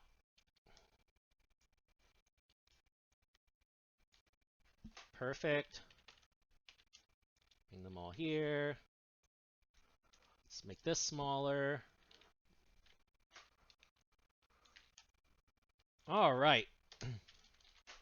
So the next thing I need to look for are references. Okay. Now, again, you want to know your color schemes because you want to know how to break them down, okay? Like if I look at this over here, straight up, this is like split complementary to me, just from like first glance. We have our blue, my blues and greens, and then orange. So, and there's only one kind of orange mostly. I mean, there's a little bit of yellow, so you can like argue, but like again, this is like one of those things where like it's so blended in with the orange. There's so little of it that like I'm not really taking account for it. Like it's mostly like these oranges, and then we have like, and then we have like a split complementary going on where we have like this blue and this like greenish blue over here.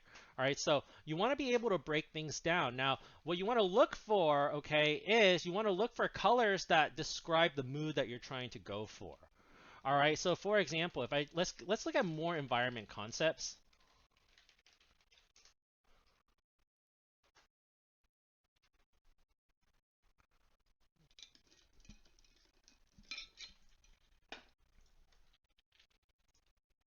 Let's see.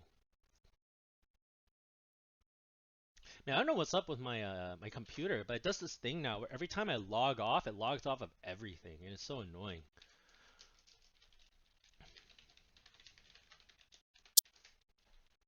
Okay, so let's take a look at these. All right, so the first thing I'm going to look for is I'm going to look for colors that I may want to use in my image.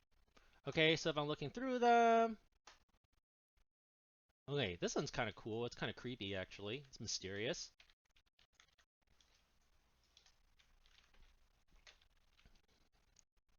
Look through other ones. Here's an example of a monochromatic over here, y'all. Very, very monochromatic. I thought the whole idea was to establish a color scheme and build off of that. Is that what the references are for? Or what? I'm not. Mm-hmm. Yep. Again, I'm having a really, I mean, it's not the first time, but I'm having a really hard time figuring out like what some references are for. Because a lot of times, color schemes. I mean, you told me that references are paint. Mm-hmm. So you'll find references for color, references for shape, references for style, all that. Mm-hmm. But color, I'm feeling like, oh no, so granted, I think the mood boards that we did Uh-huh. under mood was references to this. Uh-huh. Uh, Okay, that makes sense. yeah. So like whatever you chose, and you can find more stuff too. So don't just limit yourself. Like feel free to look around. So I'm not gonna find too many references. I'm just gonna find a couple because I'm gonna get started on these right away. But I'm generally just looking for moods. So maybe like mysterious cons concept art. So the Oh, other that's kind of question I pretty. have Uh-huh. with that is, are you looking for uh, are you looking for inspiration for a mood, or are you just already have a mood in mind and are you searching for it? I'm looking for inspiration and I have something in mind. So I'll kind of show you all how I break these down, okay? So I guess we'll start with this one on the top over here. So the first thing I want to do is I just kind of want to dissect the color scheme a little bit. So I see a little bit of red, so I'm just going to kind of put down some red. I see a little bit of orange, so I'm just going to put down some orange. A little bit of yellow, but it doesn't quite get into that yet, but definitely some green. All right.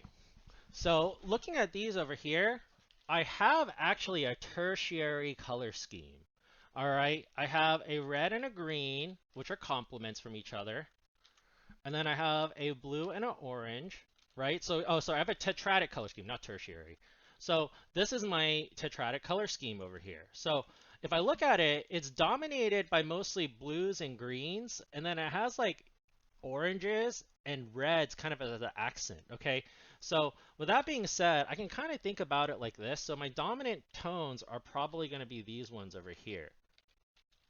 And then my secondary tones are going to be these ones over here. So what I did was I basically, so dominant, and then these are the smaller tones. So I'll just write it as like secondary slash tertiary. So now that I kind of have these in play, here's what I'm going to do.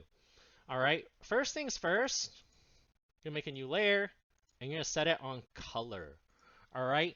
Now that I have these over here, I can use these colors to color my image. And that's how I find a color scheme is if you could break down a picture that you really, really like into color schemes, then you could just borrow those colors and use them in your own picture. Now, again, browns and grays can be used in any color scheme. Browns, blacks, whites, grays can be used in any color scheme that we want without it kind of messing things up. So that's also something else I can keep in mind. So I guess we'll get started now. So let's just say I wanted to use a blue dominant. Okay, so let's get that in. If you're using like, now obviously white and black are different, but if you're using brown and gray Uh-huh. and your painting is, dominantly cool, Uh-huh. then I assume you want to try using a cool gray or cool brown in Wait, those areas, unless it's part of the warm area that you want to stand out.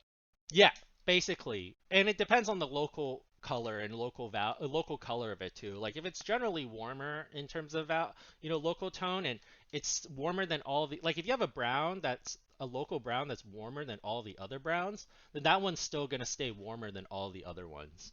So it's kind of like, you want to think about these little rules and stuff. And then from here, actually, I'm gonna push this just a little more yellow. This is a little bit too like orange, like creamsicle for me. I want a little bit more yellow. Let's get some of that like warmth in there. Yeah, there we go. Just a little bit. Okay. And then from there, what I can do now is I can start kind of deciding where I want my oranges to. Oh, what the heck? My oranges to go. So maybe I want some here.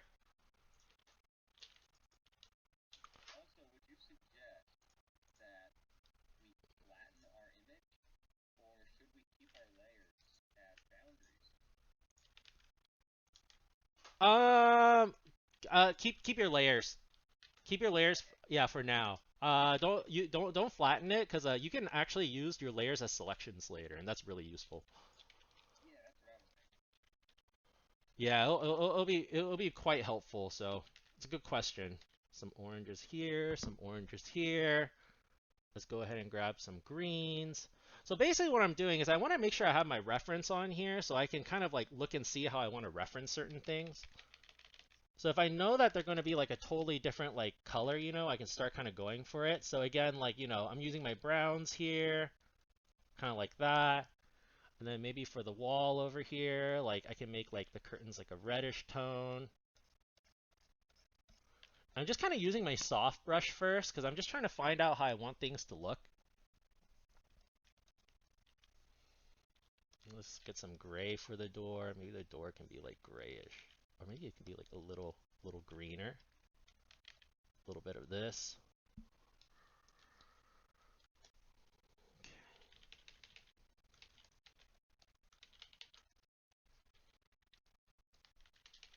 Some more browns over here. Kind of like that. Does that kind of make sense what I'm doing, everyone?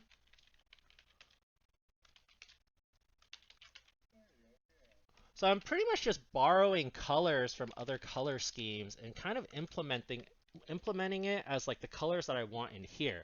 And I'm still thinking about my 30, my 60-30-10 rule sort of stuff. This one's a little bit. And then maybe over here we can make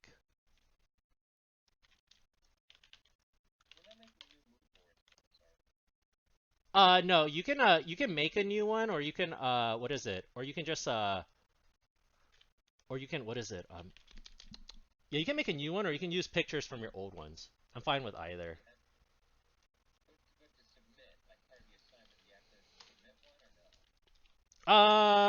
You do have to submit one, yes. I want to see what stuff you used.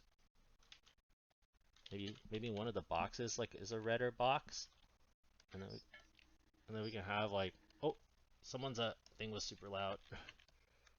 Some greens. Uh-huh.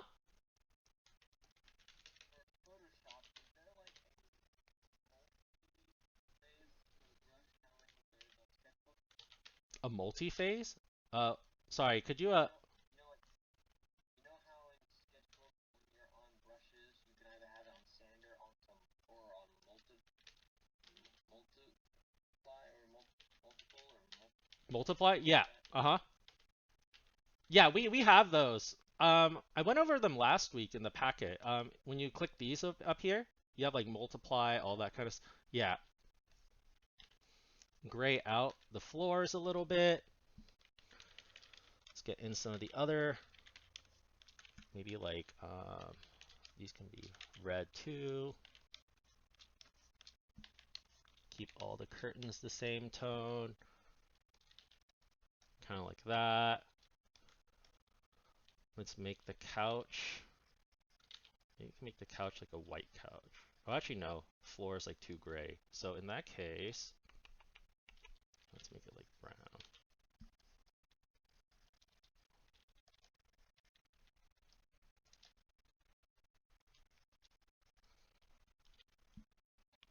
Are we gonna paint over like the grayscale just for the thumbnails or for also the final project? Sorry, could you say that one more time? It was kind of scratchy. Oh, sorry. Are we gonna paint over the grayscale like this for the thumbnails or for also like the final finished project? The final finish too. So this is kind of how it's done, and then you're gonna adjust and paint over it afterwards. Oh, okay. So y'all can kind of see over here, I'm kind of just getting my colors in the way that I kind of imagine it to be.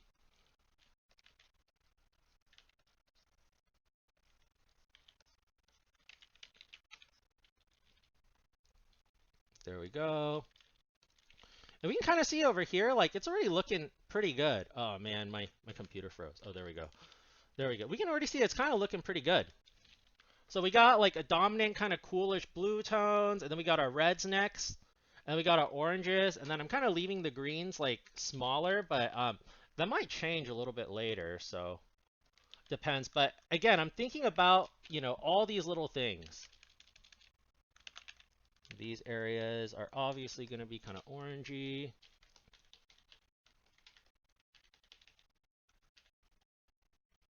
this a little more orange. Keep this blue, that's fine. Let's make this redder.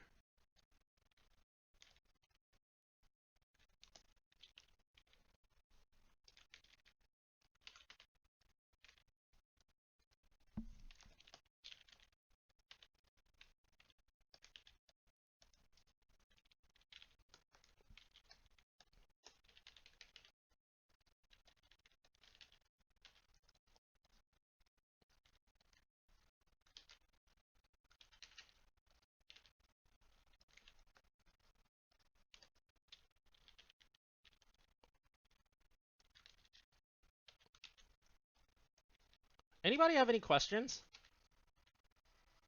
Yeah, can we still watch the class video after your class finish? Oh, of course, yeah. There's always a video recording. So in YouTube or Yeah, website? both. I send it on the emails every week, and then they're always on a there's it's always a YouTube link, and it's up there as long as yeah, it's just up there forever, unless like YouTube for some reason like I don't know like just wipes out everyone's like accounts. But yeah, it'll be up there. Okay, That would thank be the end of the world right there. It would, yeah. Oh my gosh, no YouTube.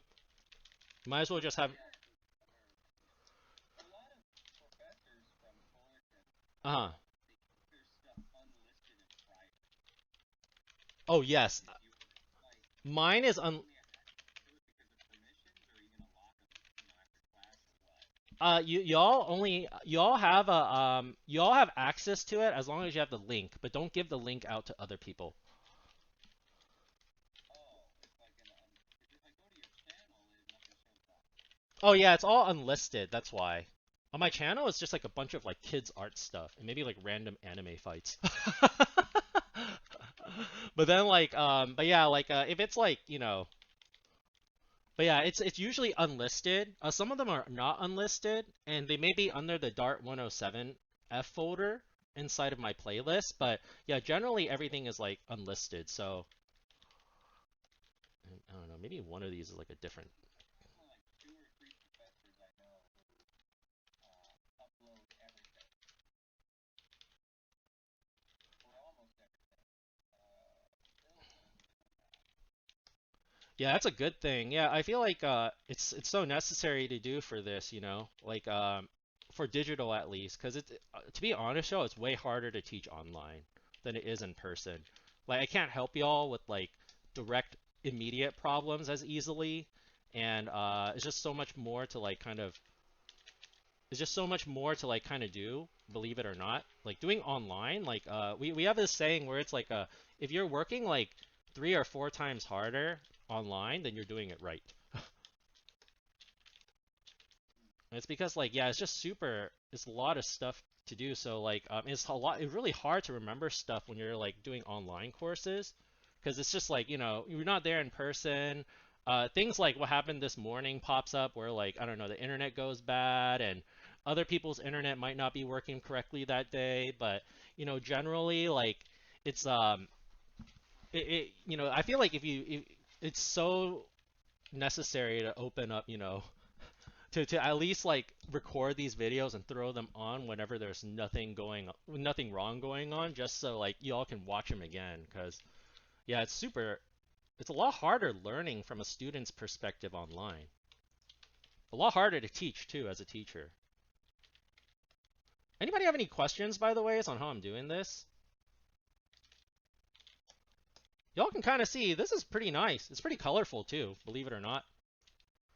So I just use these colors over here. I've organized them pretty well, I would say. Like the majority of them is blue, then like green, then I have like my reds and then my oranges. All right. The only thing I would say is maybe I need to tone down something so that I have more of a focal point because these two are kind of fighting for attention right now, like the window and the chair.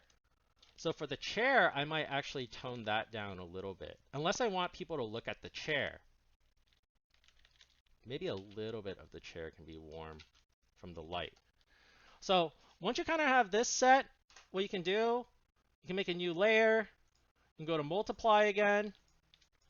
We're going to go to multiply this time. And what you can do is you can start kind of adjusting some of the values a little bit more. So let's make like a selection around it. Let's hide our selection so we don't see stuff. And what I'll do is I'll start kind of adjusting things a little bit so that they're more fit for the mood I'm trying to portray. So that's pretty good.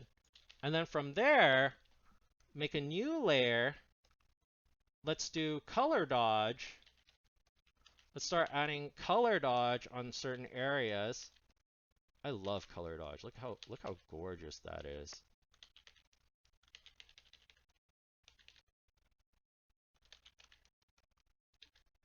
Man, color dodge is so nice. Okay, it wouldn't be like that though. That's too much. Yeah, be careful when you all use color dodge. It's really pretty, but it can really easily mess up your picture if you're not sure what you're doing.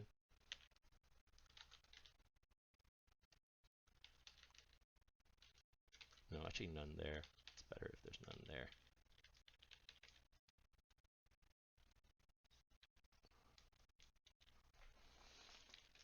And I work from far away to just kind of make sure that my focal point is consistent. Awesome. And then last layer that I'll do, so let me group these. So this is thumb 1. And then the last thing I'll do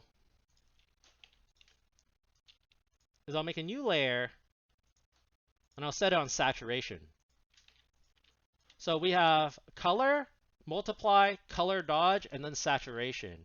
For saturation, as y'all, did I go over saturation with y'all? Like barely, right?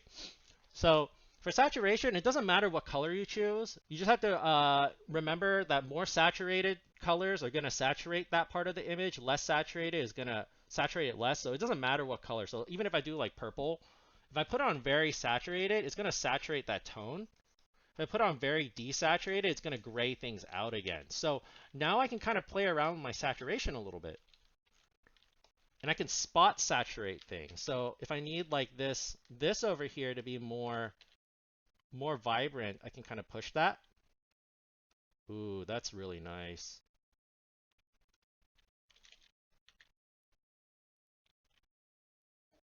And then if I want more gray, I can get my gray and start desaturating areas where I need less color.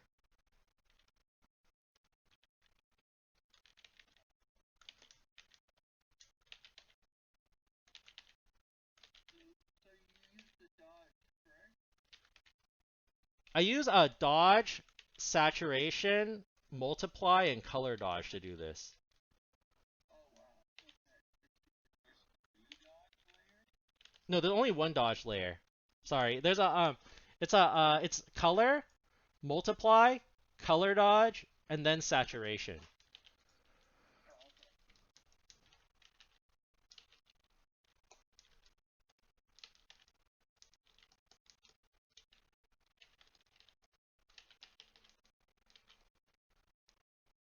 Almost has like this like Spider-Verse color glitch effect in some areas, which is really cool. Probably because it's like blue and red, just like, what is it? 3D glasses. The boom, there's one. Second one. So just kind of looking at it, let's grab colors from this one this time. So again, we have a lot of green, some browns and oranges,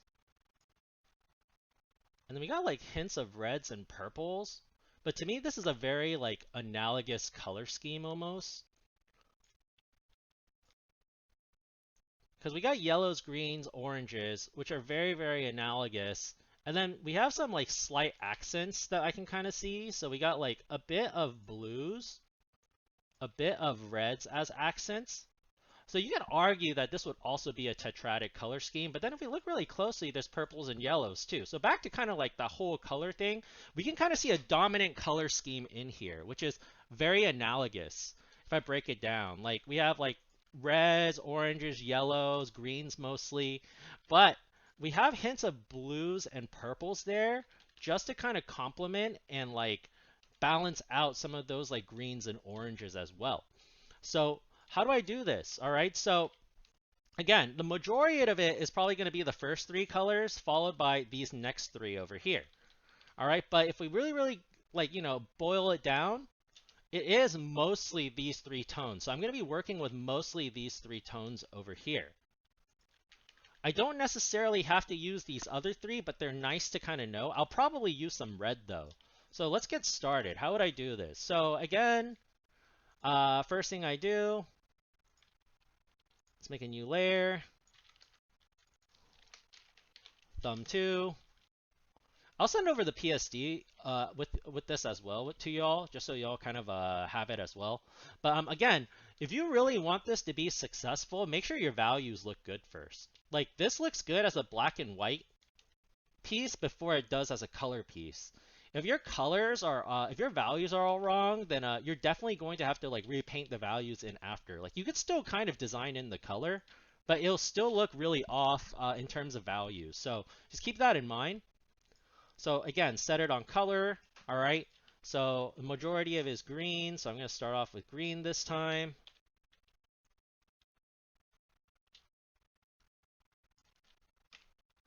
Kind of like that. And then maybe I want the light to be... Ooh, actually, you know what? How about I switch it up a little bit? Actually, you know what? No, I'll stick to this one first. I'll switch it up next round.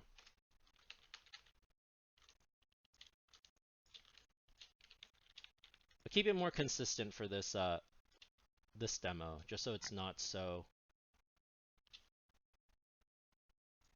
Just so everyone kind of gets it. So again, I have to redo this part now. Color. Let's get a green.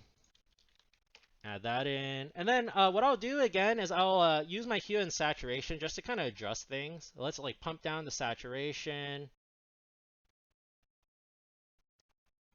Just a little bit. There we go. And the next thing I'll do is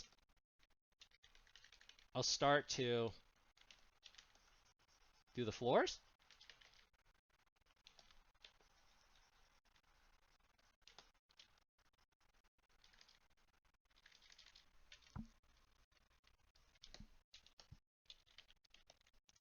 Perfect. Kind of like that. Let's get some yellow.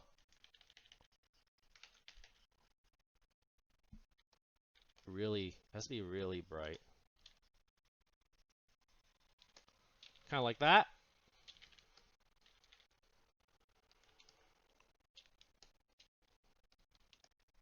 Let's grab more orange. Start pushing more orange in other areas. I'll actually push the orange a little bit.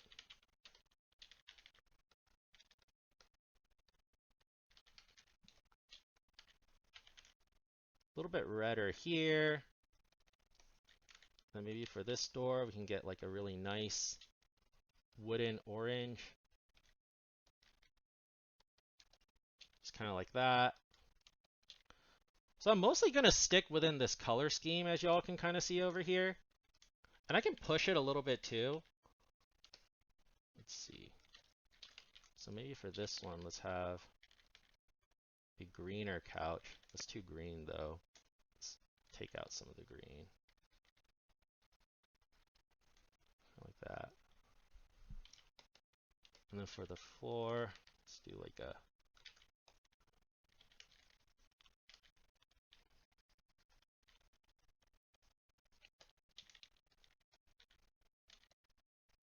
yellower boxes here. And then maybe we can have like gray pipes over here.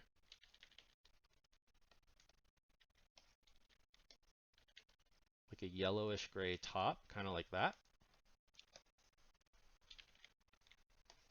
Let's keep these pretty orange over here.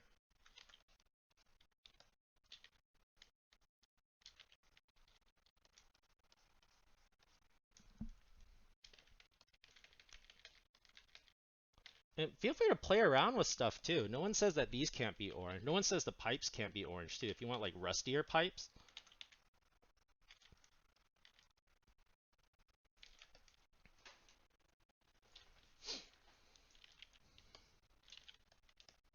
And then maybe what I'll do is I'll play around with the couch a little bit.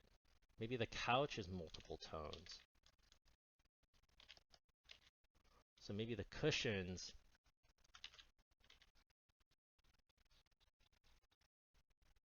are kind of like this tone over here. Maybe like one cushion is like a different cushion. Maybe it's like, yeah, let's make it yellow, like a yellow cushion.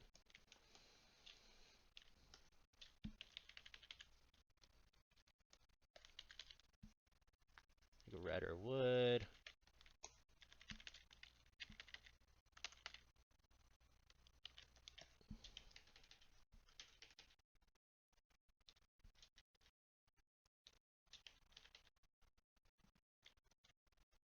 Make this just a little more yellow. It's too green. Make it more of that icky, the ickier looking yellow.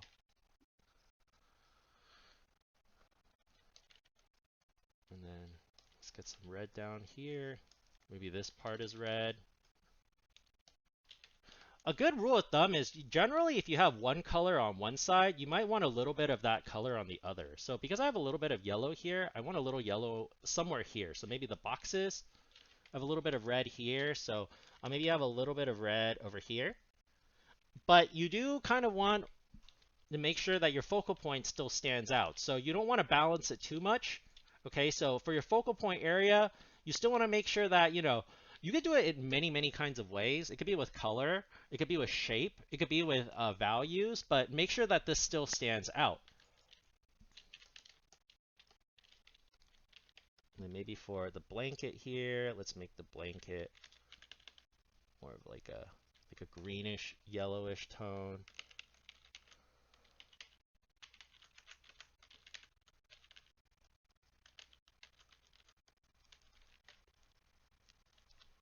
Yeah, maybe some like, I don't know, some like stains. So we primarily have a very orange looking picture. I'm actually going to change this a little bit more, push it a little bit more orange, a little bit. We have primarily something that's pretty orange, and then we have some greens in there, then some yellows, and then some reds so far. And then again, if y'all wanted to add a little bit of other colors, that's fine too, but you have to keep it very, very minimal. So if you want like a little bit of blue, that's okay. And then maybe like a little bit of purple, that's fine too, but not too much. Maybe the writing on the wall, because there's different types of like markers and paint and all that kind of stuff. So maybe that will be a little bit more colorful just to kind of make sense of it. Let me save this really quick because my Photoshop almost crashed and I didn't even think about that. So let's save it.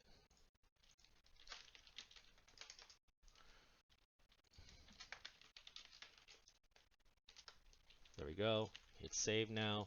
Let me save my references too.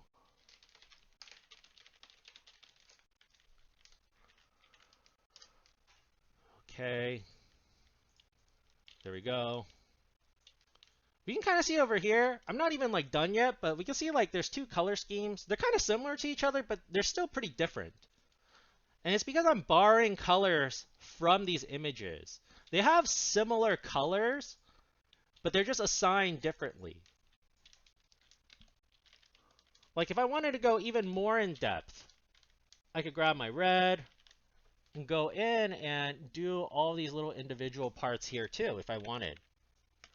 Or if I wanted to like, be very general about it, maybe just the borders here are red.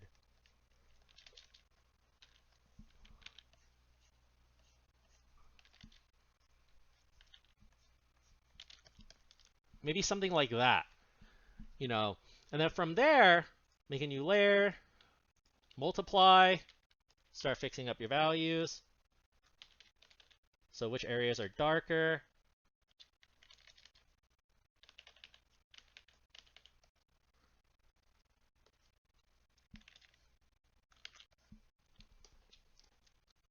Make a new layer, go to color dodge, let's add some color dodge.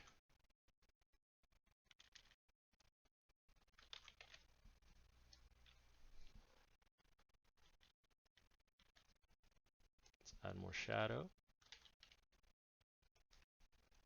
Make the shadow a little purple, actually. Push a little.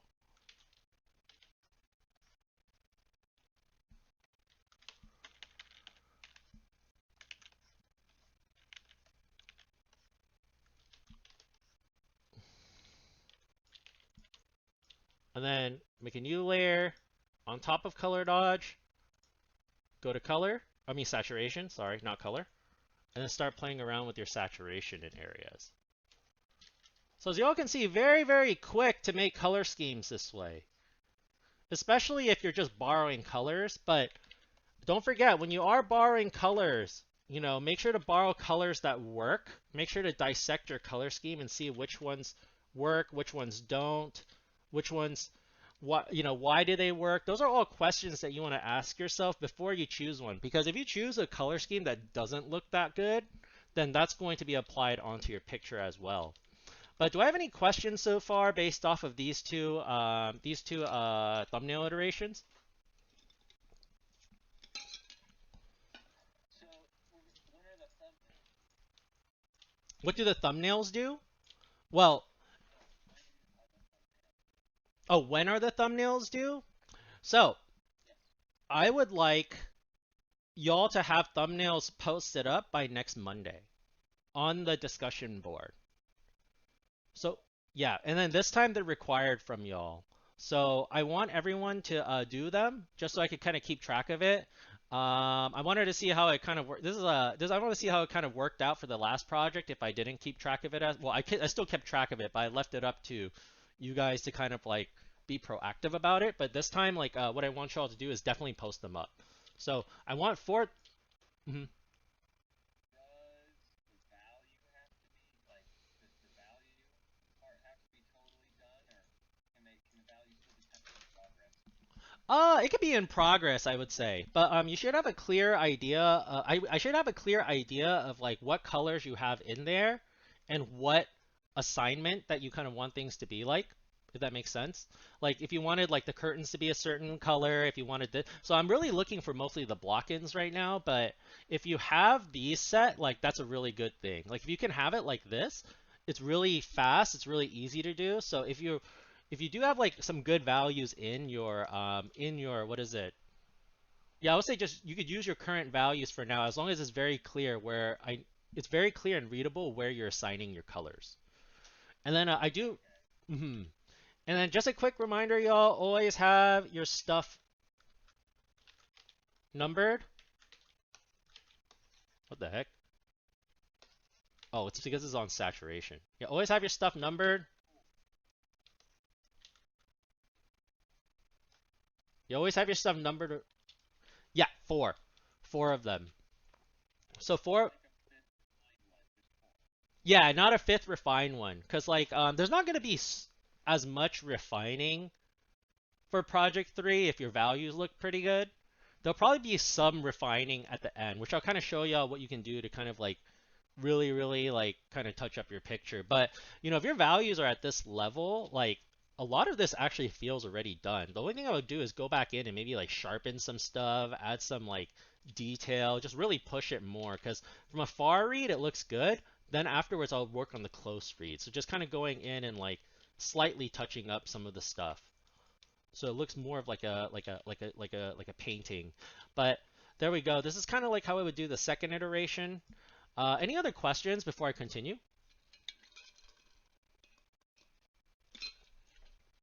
No? Everyone good? Okay. So this one over here. So let's try this one out. So if I look at this one, this is again a very like tetradic sort of scheme almost. I have my reds and greens. Or the greens are very yellowish actually. More of like a yellowish tone. So this is like very close to like purple as we can kind of see here. And we got my oranges and blues. Now I'm going to go a totally different route this time in terms of my lighting color, the color of my light, just to really, really show y'all how y'all can play around with these. So just kind of looking at this, what I'm going to do to kind of start off is, let's add color first. Let's get my brush. get a soft brush first, and then what I'm going to do this time is let's get the whole room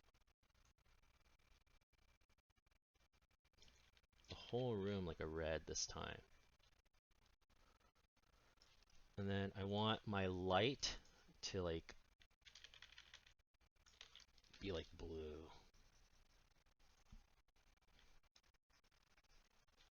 And then from there I can start kind of playing around with some stuff.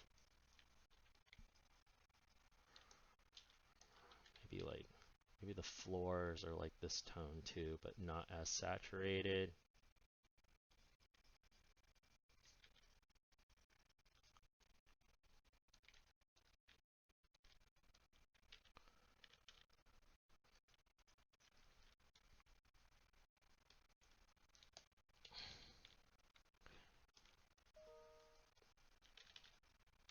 And then maybe the ceiling, you can make it, let's make the ceiling like this tone more.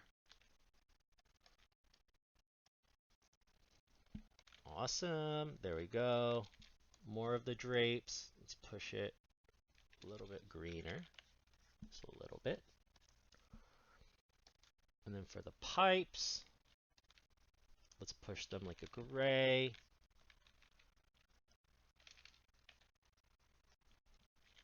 Kind of like that. Get some of this in. Let's get like a grayish metal door. Get a little bit more cool.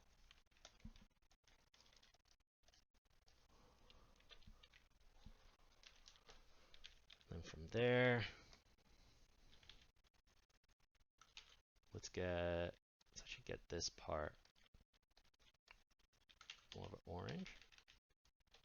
So y'all can see, like, I'm really kind of changing, like, it's not like a warmer light anymore, it's like a cooler light, but you could still switch around the color schemes and make something super cool.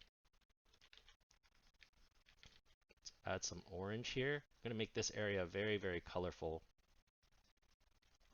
We can have some, I don't know, you can have a little bit of yellow, maybe, a little bit. Not too vibrant though, just like well, we already have some yellow anyway, so as long as not too, over here, not too vibrant. Just kind of show them as like rips and stuff. Push this just a little bit more on this end. Really, really kind of sell that. And then let's get my wood. Actually, let's make the wood red again. I don't know what this thing is. The thing they're tying the board onto, but this makeshift table can be a little yellower. And let's get my fire to be blue too.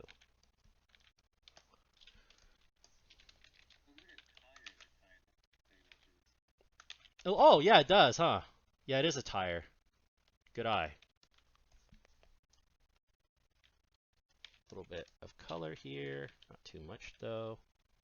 Don't want to overdo it. Let's get the other couch in. The other couch can be like a different shade of orangey brown. Maybe something like this. That's too similar to the other one now. Yeah, something more like this. Just slightly different of an orange.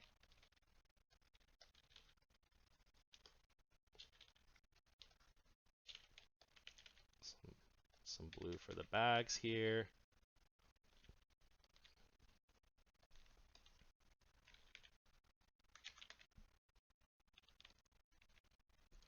It's too purple. I really watch my temperature when I do this, y'all. Like, I don't just be like, oh, it's kind of, it's still blue even though it looks purple, so I'm just gonna keep it. Like, I really, really look at it. Like, if it looks too purple, then that becomes an issue. Add a little bit of rust. Maybe like these like things holding it are like a little rustier. And then the back here, you can get like more gray, some blue light.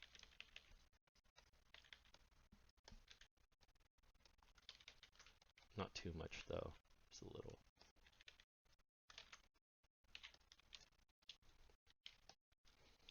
Again, always look at things from far away. Think about how you're assigning your value, your colors. So over here it's like a majority of red. Then I have like these oranges. Then I have like these blues and greens are almost very similar, I would say, in terms of like amount of color. Well, blue a little bit more than the green, I would say. There's a little bit more blue than the green right now. So what I can do is I can choose one or the other to stand out a little bit more. So maybe I'll go with the blue to stand out so my eyes will shoot towards the window a little bit more. This is like, let's make it even grayer.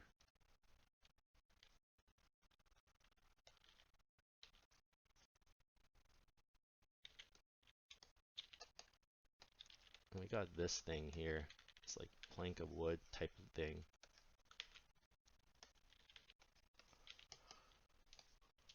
Okay. All right. So I have my colors in. As y'all can kind of see, what I'm going to do now, it's the usual. Let's make a new layer. Multiply. Start pushing some areas to help you focus more on the focal point. I'll grab blue to darken things with, like a darker blue.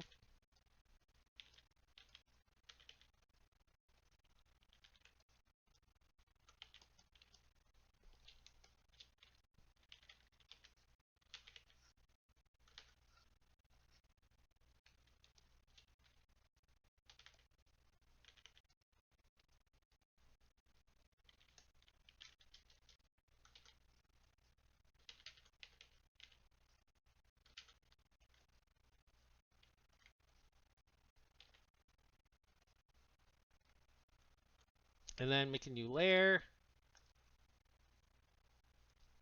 Color dodge.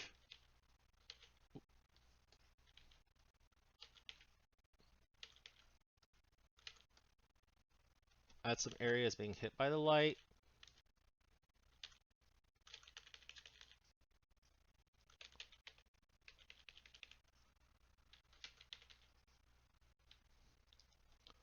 And again, if you feel like it's too intense, you can always lower your opacity just to kind of see. And you can always go back and adjust your multiply layer too. So yeah, the top could be darker. Not too dark though. I don't want to lose everything. Just want to kind of lose it a little bit in the dark so it's not so focused. The way you can kind of think about focal point, y'all, is think about it like this. If you look at your hand right now, and you only look at your hand, everything else becomes blurry, right? That's how peripheral vision works, right? But the reason why peripheral vision is there is because, so even though it's blurry, we still understand what's around us. Because everything around that thing we're looking is just memory, all right? It's memory of what is around that area based off of its silhouette and like, other attributes, but very blurrily, how does it look, right? You don't need to have everything in the image be very like detailed and found. You want to lose some of your details so that the areas that you want to so that the other details that you actually want to show can pop out. So for example, like these graffiti marks, like I don't want, like maybe I'll lose this one a little bit more, but the one closer to the window is a great accent to bring my eye to the window. So I've used more colors in this area, and I've kind of, darkened everything to pull our eyes towards there. So I've lost a lot of this info, so it's not as clear, so that we can focus more on this area over here.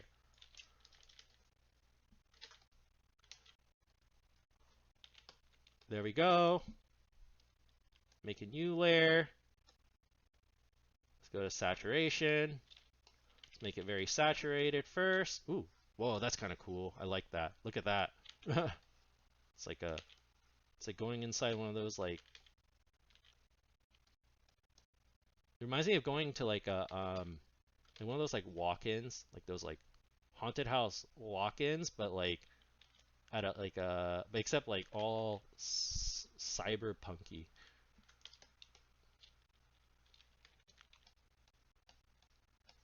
I actually really like it with this sort of saturated sort of feel. It's very interesting. It's very glitchy.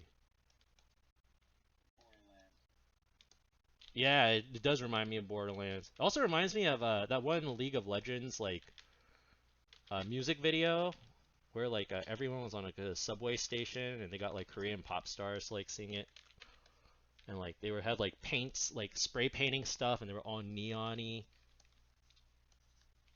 And y'all can kind of see it's still. I might tone down this part just a little bit. It's starting to grab too much attention, but as we can kind of see over here, this. What the heck? Oh, this over here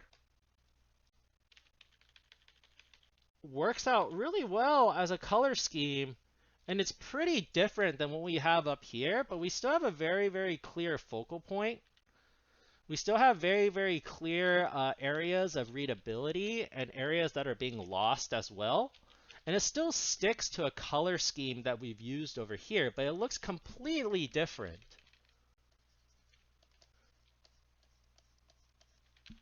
Just going to tone some of these down. Yeah, it looks completely different because of the way we've assigned our colors. Like no one says I have to use a dominant blue, you know, although I've used dominantly like blue and greens here, you don't have to do the same. You could rearrange these colors however you'd like as the dominant color and the secondary color and the tertiary color, and it will still work. Exactly. Mm-hmm.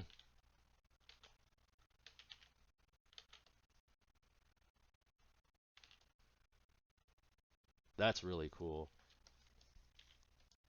Sometimes you get happy mistakes coming out of this.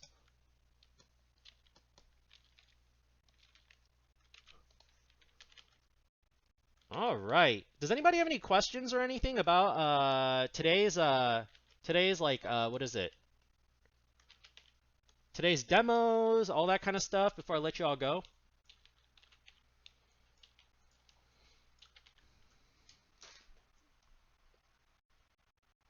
Jesse, Yeah. so I want to put the brushwork, Uh-huh. when I can put it, like on the value study or on the color. You'll do it later. I'll say like you do it. I would do it after I finish doing the color thumbnails, but that's more of like the refinement part, I would say. Otherwise, like a lot of the brushwork will probably be seen in your values too. So like for example, like a lot of times like people they'll finish a grayscale painting first and then they'll add color over it so they don't have to worry about like the values as much, and then they'll just touch up the brushwork after a little bit so that it doesn't seem so flat. So we'll refine these later to make them feel a little bit less flat.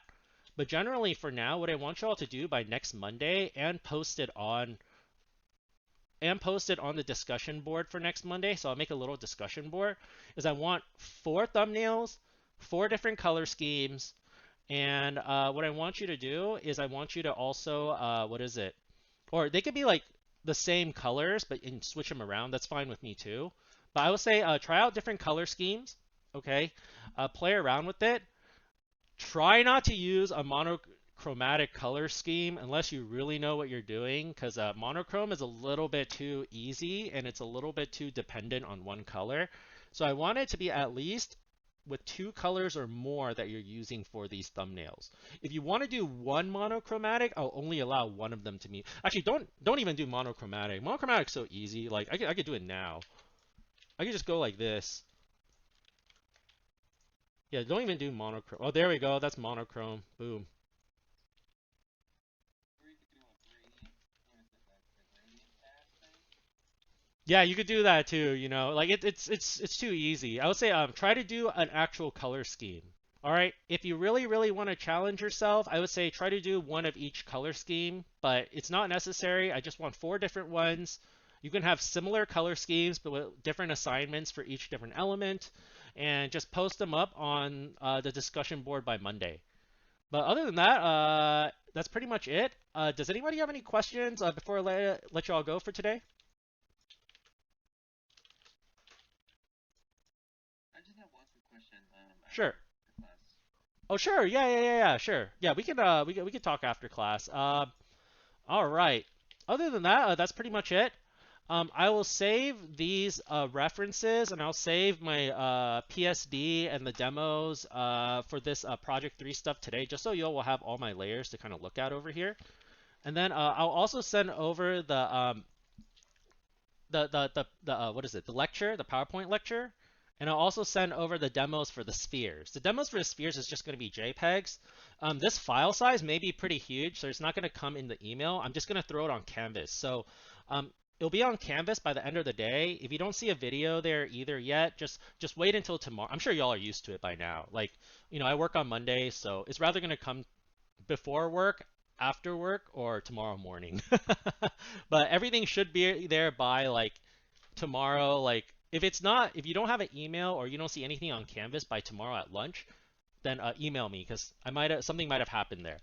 But other than that, that's pretty much it. If you have no questions, you're welcome to go. And I hope you all have a great rest of the day. And I'll see you all on Wednesday. Thank you. Uh huh. My pleasure. My pleasure.